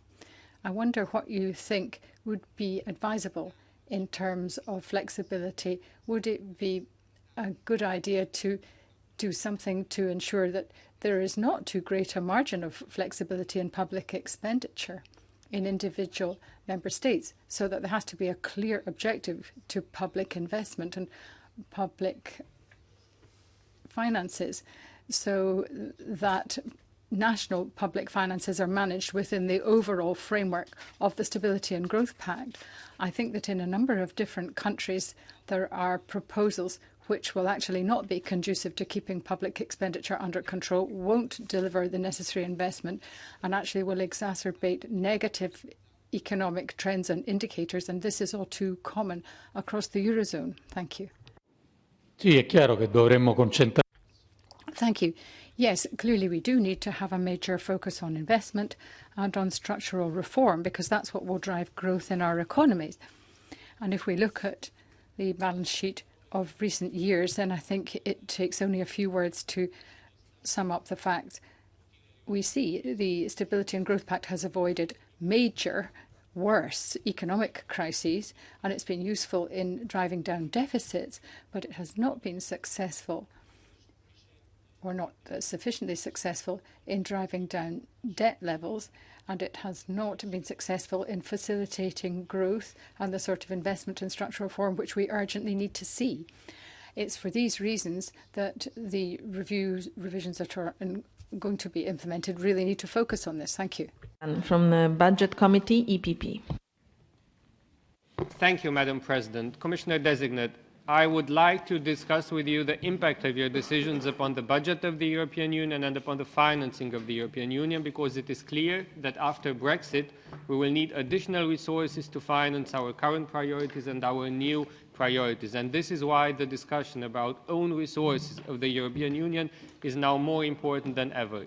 You should lead the work on the implementation of the carbon border tax, and this is why my first question is, do you see the carbon border tax implemented into the system of own resources of the European Union? My second question is, the Commission has tried before and failed to implement a system of own resources. What will you do differently? Because now more than ever we need commissioners who succeed. And how will you convince member states to make progress on own resources? And my third question also on the carbon border taxes, how will you implement it in order not to negatively affect the competitiveness of our industry? Thank you.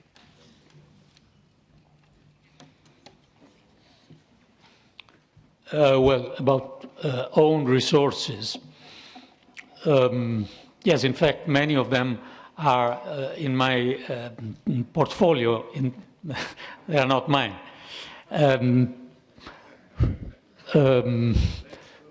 Yes. No, two things. One, we have our custom union tariff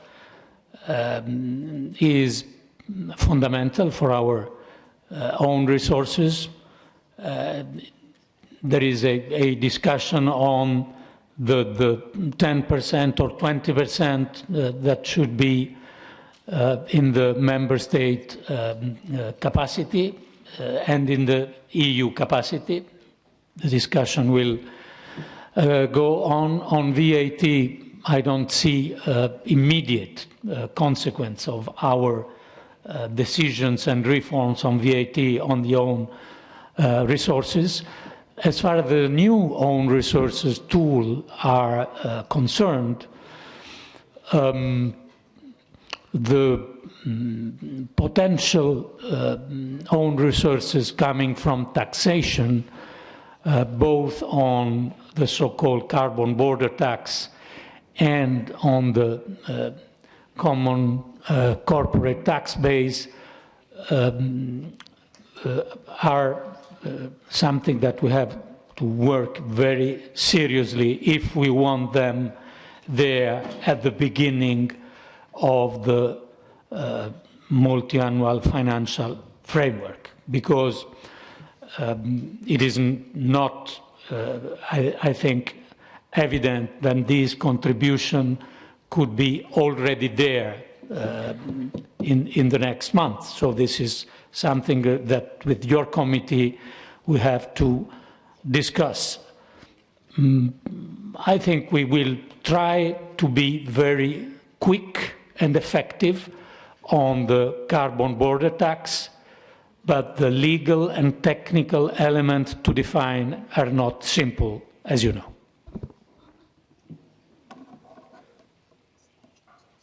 Follow-up? Thank you very much. Well, all of these difficulties, we have known so far, but that's why I say we need more now, and particularly given that you're a former minister, we need a commissioner capable of convincing member states. When you spoke about your portfolio before, I immediately had to think about your portfolio of shares and about Amazon, of course, and that's why my next question is EU digital tax. Do you see that also integrated in own resources? My first question, and my second one is what magnitude do you foresee for the own resources as part of the next budget? And given that you're a commissioner for economy and not a commissioner for the future of Europe or culture, I would appreciate a more concrete answer. Thank you.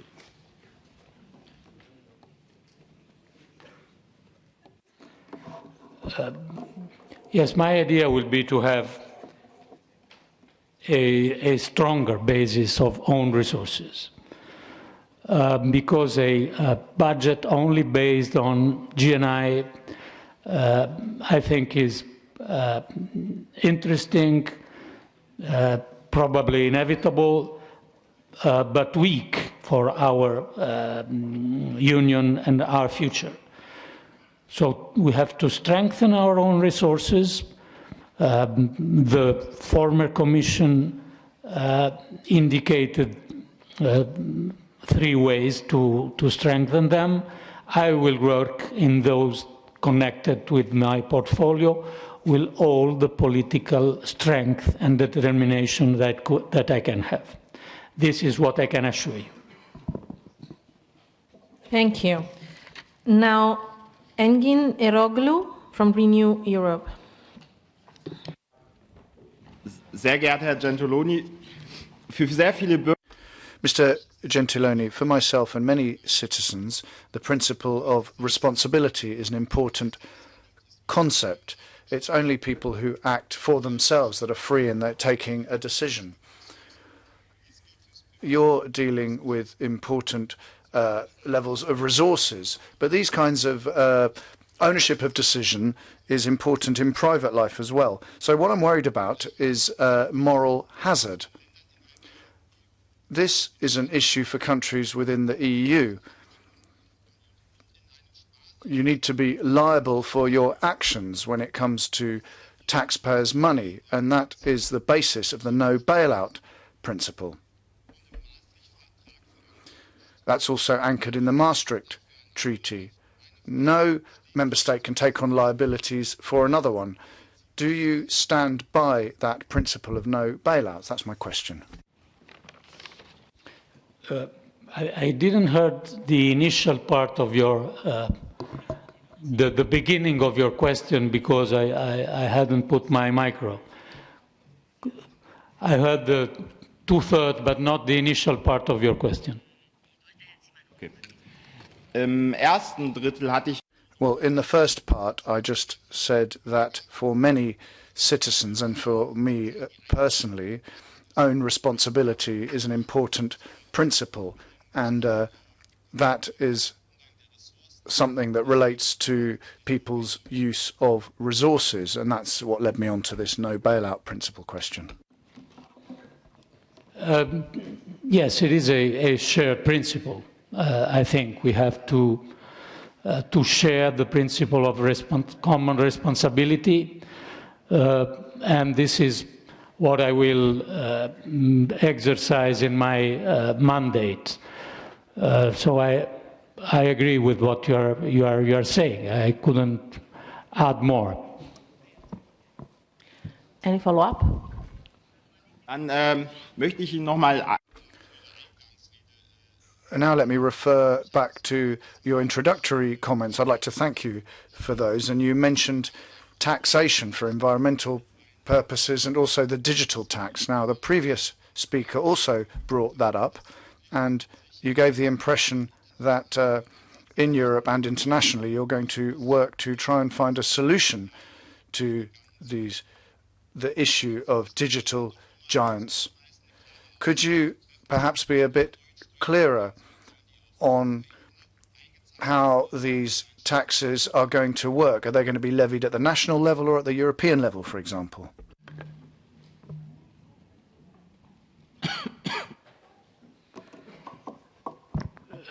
Ma l'impegno sì sarà.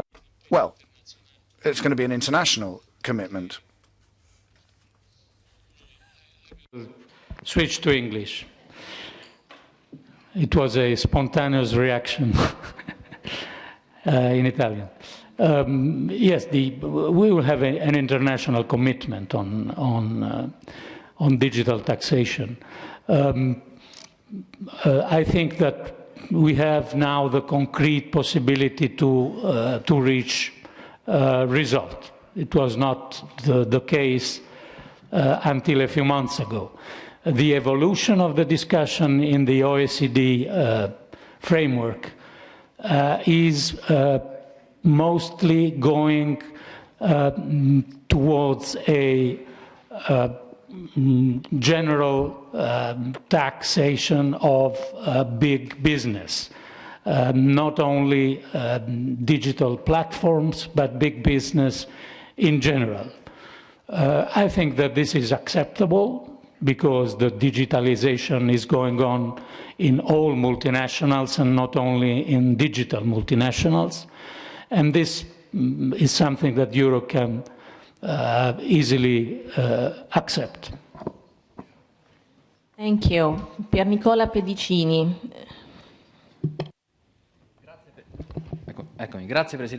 Thank you very much indeed. Thank you, Chairman, and thank you, Commissioner Designate, for being here and answering so many questions.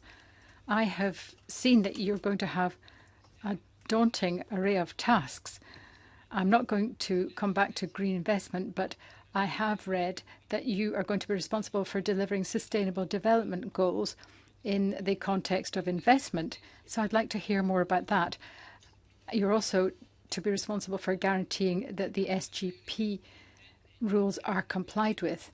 How do you intend to unleash green investment so countries with a high public debt who don't have much scope for investment can nevertheless invest in green investment? We can't tackle climate change without green investment, and it should be appropriate to have similar levels of investment across the European Union, but some countries will be constrained by their public sector deficits. I'd also like to know about the austerity policies that have been implemented in the past. You have always voted to implement these austerity policies, and we've seen what the implications of that have been. We've seen the crisis, the economic crisis and the recession, which has taken root in many places in Europe. And the European Union has only exacerbated existing socio-economic divergences between countries in the European Union. So could you expand on what you would intend to do yourself? Do you intend to continue to implement these failed austerity policies in Europe or not? Ma la ringrazio, onorevole Pedicini. Thank you very much. You mentioned our rules and the Stability and Growth Pact, and rightly so.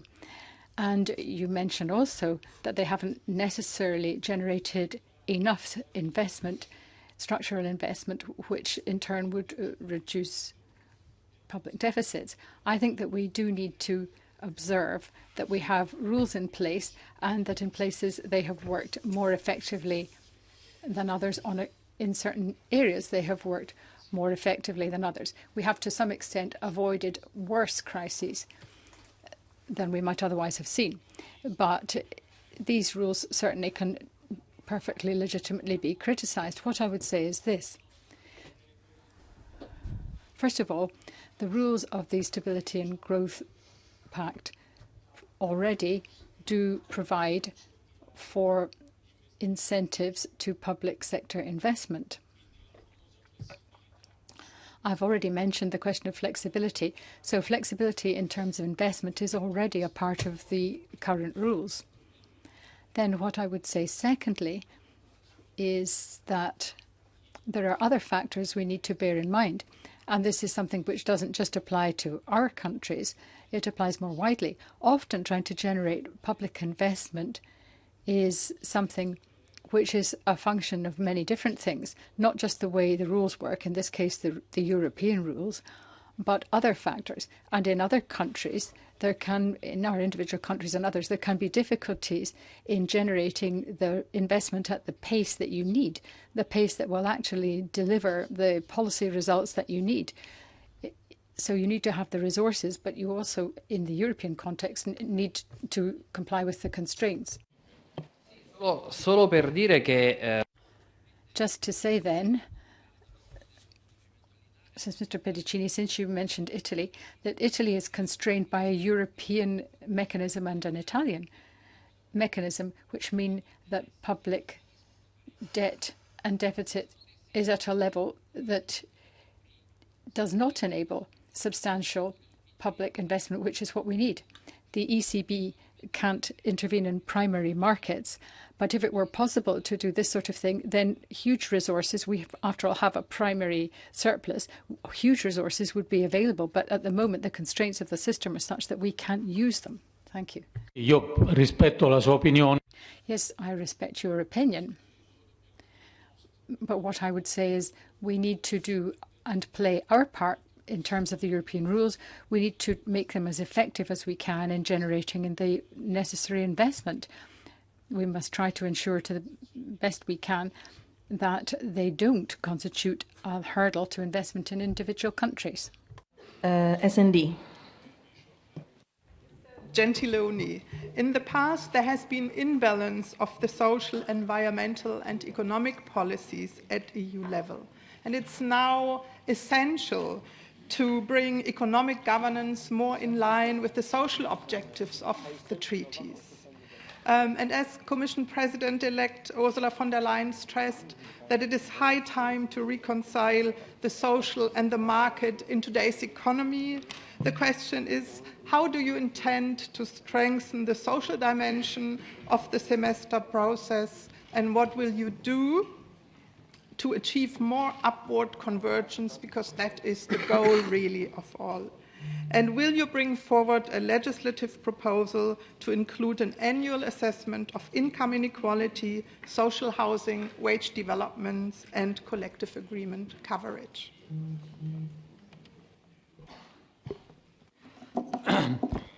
Well, thank you, Honourable Bishop.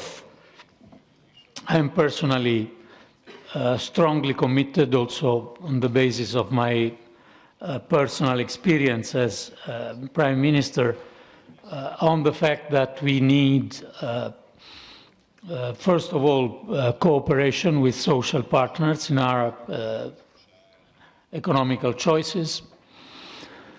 And so this will be, together with my colleague Nicholas Schmidt, my commitment. As far as our rules are concerned, the European semester in the last couple of years began to seriously include social dimension in its process. This was mostly the consequence of the Göteborg decision about the European social pillar. I think that now this task should go on beyond this, and it is clear the mandate that I received to integrate the Sustainable Development Goals of United Nations with the process of the European semester. As we all know, the SDG goals has a strong social dimension, not only a strong environmental dimension. And this will be, I think, a new tool to give to this social priority the room that it deserves. Follow-up? Thank you. I nevertheless think that a legal instrument would be very essential, especially also in the connection of the initiative on minimum wages in Europe. But I'm very happy that you stressed the role of the social partners, and my question is, how in concrete, what will you do to strengthen the role of the social partners in the European semester on European and on national level? Well, by the way, I obviously agree on the minimum wage proposal. I didn't mention it because it is not directly in my portfolio, but in the college I will strongly support it. What will I do on the semester? I think that it is also a problem of public awareness to involve social partners also in member states in the dialogue that we will have with member states' governments. This would help this dialogue and will help the European Union to a better understanding on what we are deciding during the semester towards member states. Thank you. And now, Ludek Niedermayer, EPP. Thank you, Mr. Gentiloni. I'm actually looking over your shoulders from behind. This is what Parliament does from time to time. Let me go back to tax issues. And I noted with the great satisfaction that you actually dedicate the biggest portion of your written answers to tax issues. And you talk quite extensively about your strategy in digital taxation. I want to ask you about two other proposals that were favorably accepted by previous Parliament. This is CCTB and VAT reform. And I guess they are very important for the Europe and for economy of a single market, but they are hopelessly blocked in the Council. So I wonder what kind of concrete steps you would like to take in order to unblock these proposals. Thank you.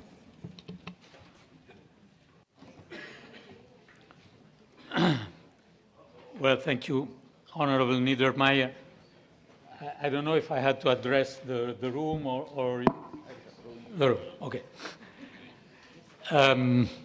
Thank you, Honorable Niedermayer. Yes, the VAT reform and the CCTB are two main issues of this tax portfolio.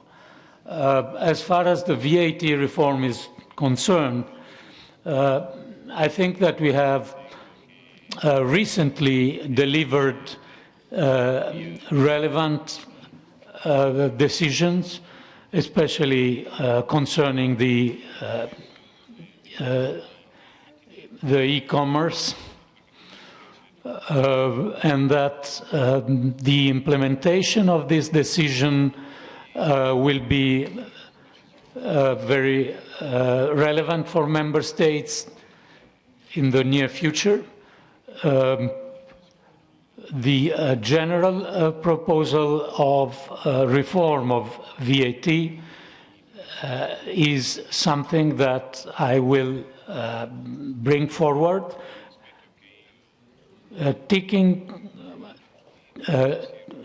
in account the fact that the reforms that we recently decided need, in the immediate period, some commitment from member states. So it will not be my immediate priority, the VAT, but perhaps after a few quarters in 2020. As far as CCTB is concerned, this is an absolute priority, because we can't continue with this internal competition among member states. It is connected to the international evolution of the discussion in OECD framework, but personally I will not wait and I will suggest to go on this proposal. Quick follow-up. Thank you. You can count on my support. The follow-up is on border adjustment tax, because I guess it's very important for fair trade. How long do you think it will take to come with the concrete proposal, taking into account that technically speaking it's difficult? And when do you think it could be earliest implemented? I think we should move quickly on the so-called carbon border tax. We all know the legal and technical constraints, but this shouldn't mean waiting for us. It is possible to have this adjustment measure compatible with WTO rules, and we have to work on this immediately. Thank you. José Guzmão from GUE, still here on your shoulders. Obrigado, Sr. Presidente. Comissário indigitado, também estou aqui atrás. Thank you very much indeed. I'm just back here behind you. I think it's clear that the European Commission has been much more active in terms of putting pressure on deficit economies and indebted economies in the European Union than those with surplus and those with a budgetary leeway. The European Union, or the European Commission, is demanding cuts, and it's actually not been sufficiently demanding in asking for investments. And I think this shows unequal treatment. I think it's backsliding, really, in terms of economic policies of the European Union. And then the European Economic and Monetary Union has macroeconomic imbalances which are systematic, and that isn't sustainable in the longer term. So I'd like to know if you're going to defend the exclusion of the deficit for the SGP, and what are you going to do with the surpluses, which are systematic, that we have seen across the board? Thank you very much. And we've also seen this, in the reports. Thank you. Guzmão, we have our rules, and I think the rules are not changing according to the economic environment and what happens in our global economy. But this doesn't mean that that our economic policy is always the same. So for sure, we had a very deep crisis 10 years ago, and also long-lasting. This deep crisis created huge debt problems in several countries, and this one was one of the main concern of our economic policies. I think that we were rather effective in managing deficits and in keeping debt stable, but not yet enough reducing. Now we are facing, and we are gradually better understanding what is the degree, we are facing a rather different economic environment, because our growth is slowing down, and it is not clear at what extent and for how long. In this situation, I think that our economic policies should be strongly oriented pro-growth, pro-investment, and asking to those that have fiscal space to use it to relaunch our growth. This doesn't mean changing rules, it means adapting our rules to the changement of the economic situation in Europe. Follow-up. Dos problemas das economias endividadas. One of the problems of indebted economies is that every year some of the fiscal revenues that have to be paid are expropriated and end up in other fiscal or tax jurisdictions. And this actually includes some of the member states with reference to the Economic and Monetary Union. So this is unfair competition in terms of fiscal competition. And when it comes to corporate tax rates, we have to solve that problem. If you look at Article 116, can we actually go through with that? Do you want to apply Article 116 to actually apply the CCCTB with a minimum tax rate? He said, and I repeat that we cannot accept to maintain a situation of aggressive competition within the Union based on different corporate taxation. So we will progress with this proposal using all the legal tools that are available, with the difficulties that we know, but with the political strength that together the Commission and the Parliament will put in this task. Thank you. Robert Bidron, SND, from the Budget Committee.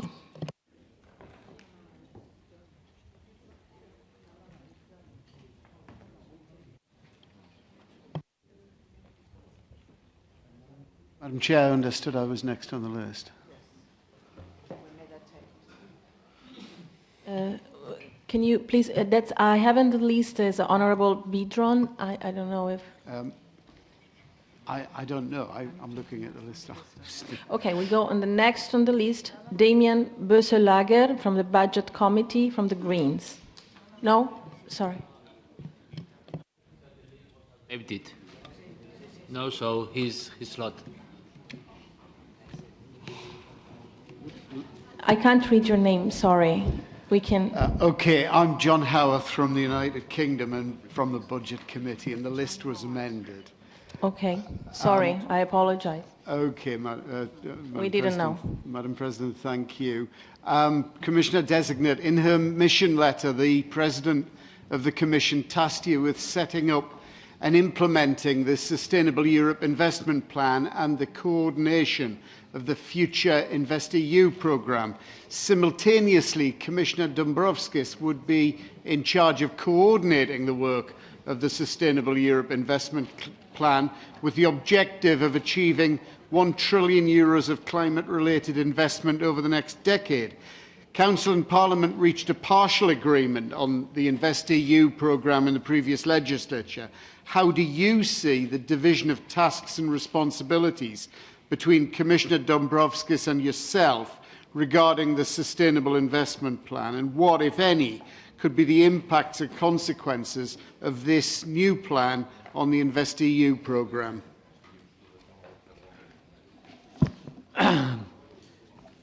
Well, thank you, Honourable. In general, I am sure that we will work in good cooperation with Vice President Dombrovskis. In this case, we have, also in this case, in many other cases, we have to coordinate our work. We have two different tools.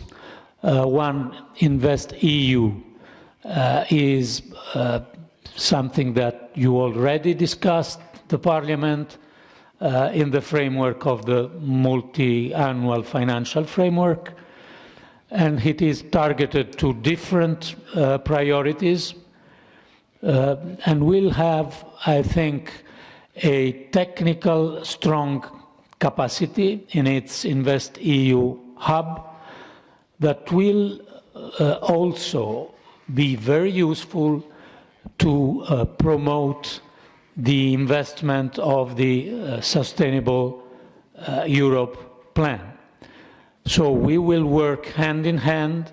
If you want, Dombrovskis more specializing, so to say, on raising private capitals in the project of Sustainable Europe investment plan.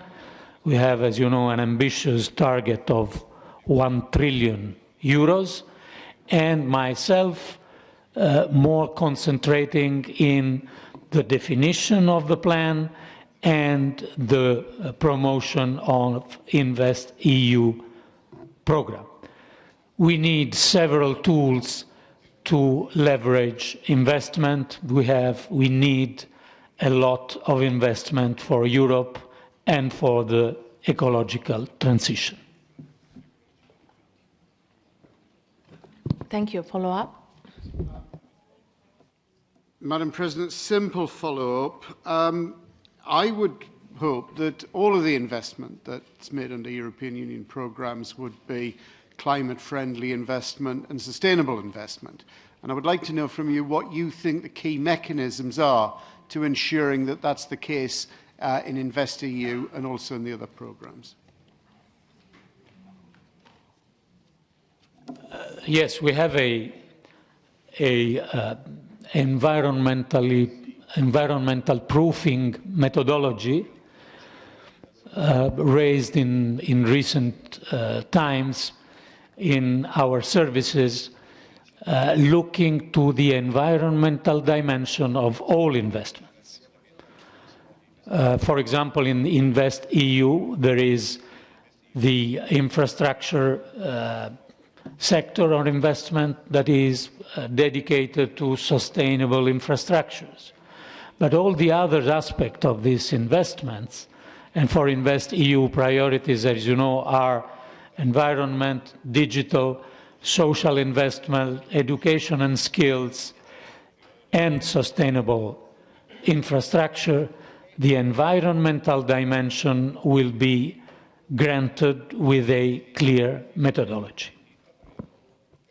Thank you. Damien Böselager from the Budget Committee, the Greens. Thank you, Madam Chair. Mr. Gentiloni, young people were hit especially hard by the last financial and economic crisis, depriving many of the chance to find their first job, with severe long-term economic consequences, but also severe psychological consequences. So let me ask more in detail about potentially our first ever fiscal instrument, the budgetary instrument on convergence and competitiveness. Some important characteristics remain still unclear, especially when it comes to A, size, and B, flexibility of the tool. So first, will you dismiss the just retour logic to allow money to flow where it is needed? And two, will you support upsizing mechanisms to allow the instrument to increase the resilience of the Eurozone? And three, do you believe that the BICC should also deliver macroeconomic stabilization?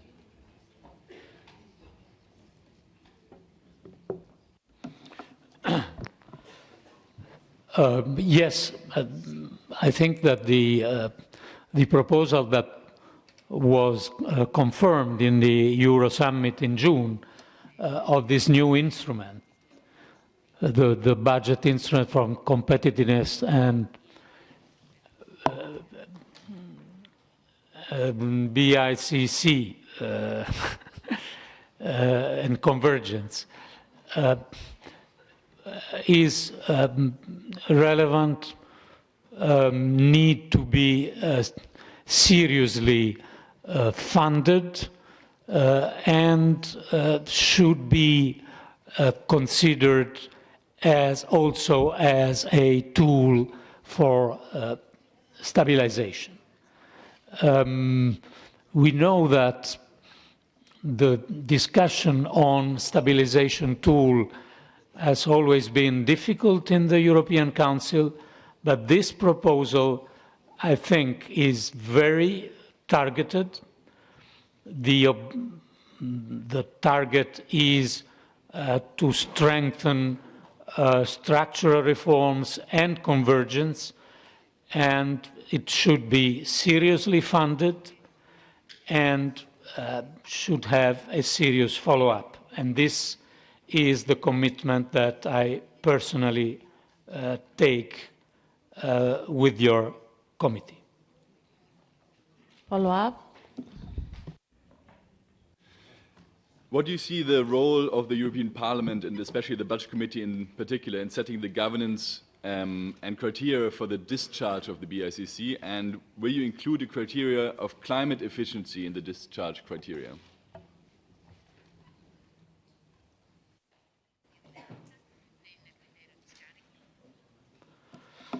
Yes, we will discuss together this criteria of governance and the priorities of this instrument, and for sure the climate priority will be seriously taken in account.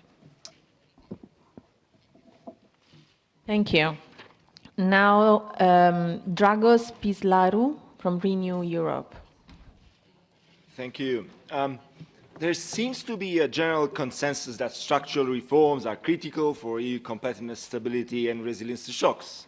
However, even with the European semester process, the implementation of structural reforms has decelerated, as the aftermath of the economic and financial crisis may be characterized rather by a blurred quest for stability and a reform fatigue, coupled with serious lack of leadership and commitment. This needs to be changed as being treated as business as usual. Particularly, the implementation of reforms in non-EU countries deserve attention. Due to the strong interconnections between the economies of the EU, insufficient reforms outside the EU, the euro area, cannot be seen anymore as a purely national problem. While structural reforms are designed to boost economic competitiveness, their benefits often materialize only over the long run, while their economic, social and political costs are often incurred in the short term. For example, in the case of skill-enhancing reforms or education and training reforms or health-related or poverty alleviation interventions, reform implementation is characterized by short-term reform costs. The question is, will you share this perspective and commit as a champion of structural reforms to clearly backing such efforts of non-Euro member states to the adoption and the swift implementation of the reform support program? Thank you. Thank you, Honourable Pislaru. We will have the Commission and the Parliament a strong role in promoting structural reforms. We should have clear in our mind that this is a priority because, yes, we can deal with the economic slowdown with several means. We can have more open fiscal policies, but structural reforms are the only way in the midterm to have economic growth and prosperity. So in all sectors of our activity and of our rules, if the rules should be changed, the priority will be given to structural reforms.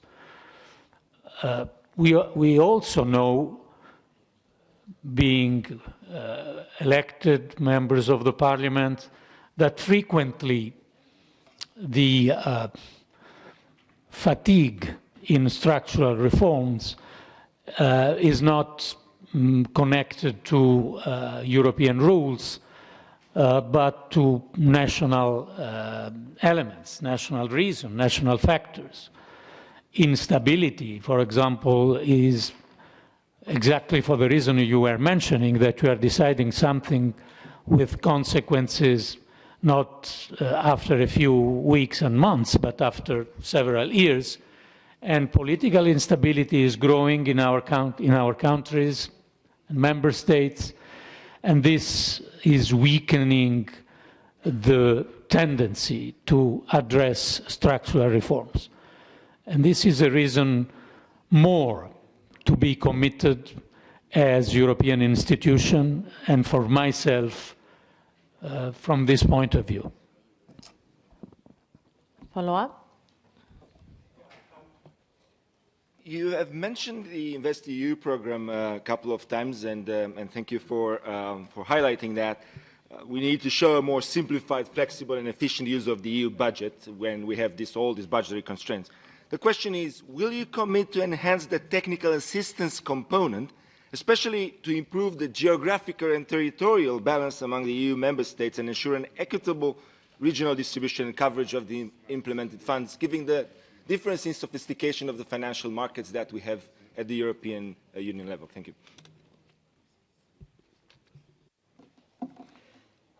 Yes, my answer is yes. We can't accept the idea that such a relevant plan for us, InvestEU, supposed to raise something like 650 billion,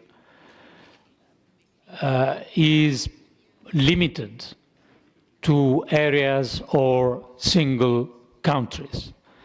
So the commitment that I take is to have an equal distribution in all the union of this plan.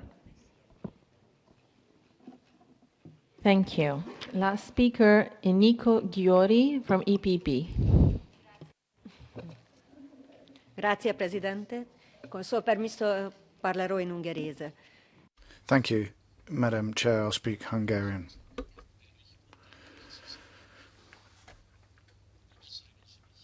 Now, Mr. Gentiloni, can you reassure me that you're going to be credible in your role and you're actually going to act rather than just give us pretty words? The previous commissioner threatened but didn't actually follow through on many occasions. I think, for example, it's unacceptable that the Commission was more lenient on Italy rather than it was on Hungary. There was an issue on cohesion funds there. There were other member states that had problems when it came to budgetary discipline, but in the Hungarian case, the Commission underestimated Hungarian growth prospects. So I think that showed double standards. In spite of those double standards, Hungary introduced structural reforms and then produced growth. As Commissioner, then, would you do away with these double standards? Thank you. Thank you very much, Honourable Ghiori. I'll be crystal clear on the fact that we will not have double standards in implementing our rules. This is a matter of trust. I understand. You can expect this from what I said this morning. You can look to my biography, but apart from this, it is a matter of trust. This is my commitment. No double standard. This is also my personal record. In recent times, in the Italian government. I was always defending, even in periods where this was not so easy in my country, always defending European rules, even if putting pressure of having within this rule a more pro-growth attitude. This has always been my position. So no double standard towards any country, and trust among us to work for the Union. Follow-up? További aggodalmaim az unió összszintű versenyképességére vonatkoznak. Hogyha felvizezzük a szabályokat, Well, the other concerns relate to the capacity for the European Union to be competitive. Because the problem is that if you change the rules in one way, then you have other effects. I mean, if you damage investments, for example, you have problems. But there are countries who didn't manage alone to deal with unemployment problems. Other countries, however, did their homework and did manage to deal with that and did lower the unemployment rate. I think now we'll have to look at how we can intervene. If we can guarantee jobs, providing more favourable conditions to our businesses, well, that'll be a good thing. Whereas if we can't do it, then they'll leave the EU and they'll undermine our competitiveness. So what are you going to do so that the competitiveness of businesses is not damaged? We have many tools to do that. One, for example, will be the what we call the carbon border tax to avoid competitive disadvantage for our companies. The other one is the uniform corporate tax and many others. I would not be so pessimistic on what we achieved on jobs creation and unemployment in the last years, because for sure the problem is still there in several countries, including my country, especially in some region of several countries. But if you look back to the year of the crisis, we had a progress. We should work on this progress and reach even more result. Thank you. Thank you. I would like to thank members for their questions and the Commissioner-designate Mr. Gentiloni for his answers. So now I invite Mr. Gentiloni to make a brief closing statement of 5 minutes before the conclusion of the meeting. Ma innanzitutto vi ringrazio. Well, first of all, obviously, I would like to thank you very much for the 3 hours of discussion which we've had. It's been very intense. I'd like to thank all who have participated. Mr. Gentiloni also kindly thanks the interpreters. He's got to know them over the course of recent years and knows that the interpretation in the European Union is of a very high level and that it greatly facilitates work. So thanks to the interpreters. I think that today is a fundamental step, a fundamental stage in democratic process in the European Union. If we need to question and possibly defend the democratic cause in Europe, then it is vital to have this sort of accountability.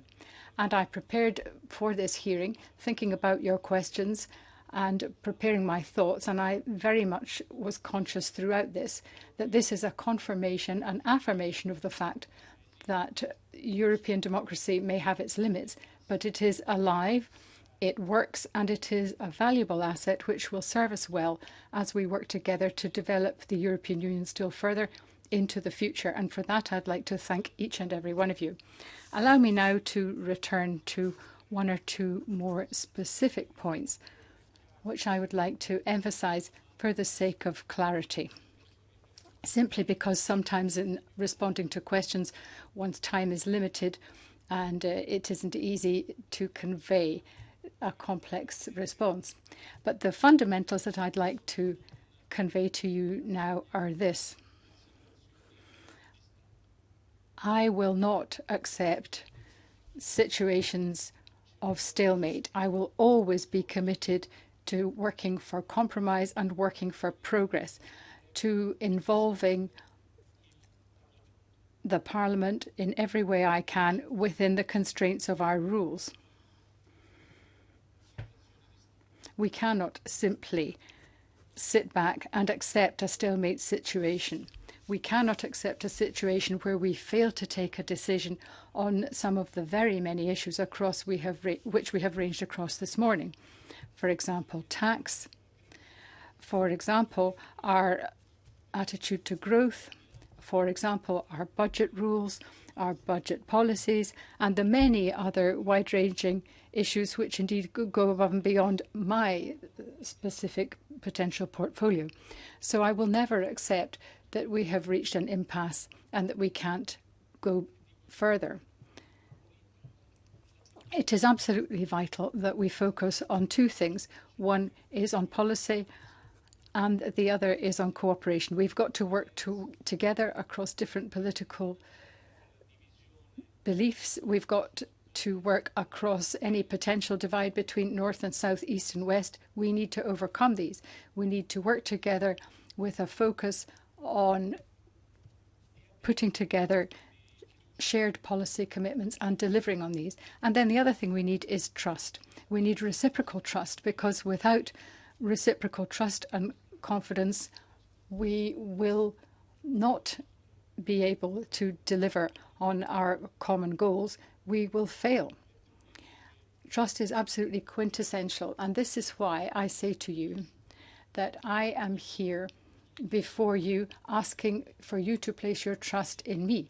I am an Italian. I belong to the Socialist and Democrat family.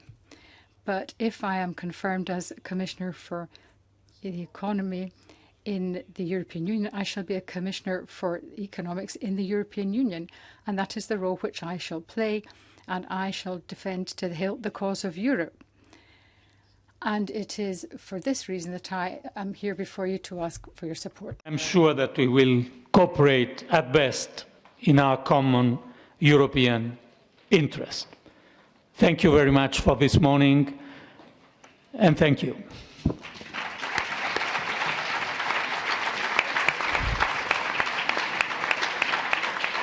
Thank you. Thank you, Mr. Gentiloni. I now close the meeting. A meeting of coordinators will now be held in camera to evaluate the hearing. Thanks. Presidenta.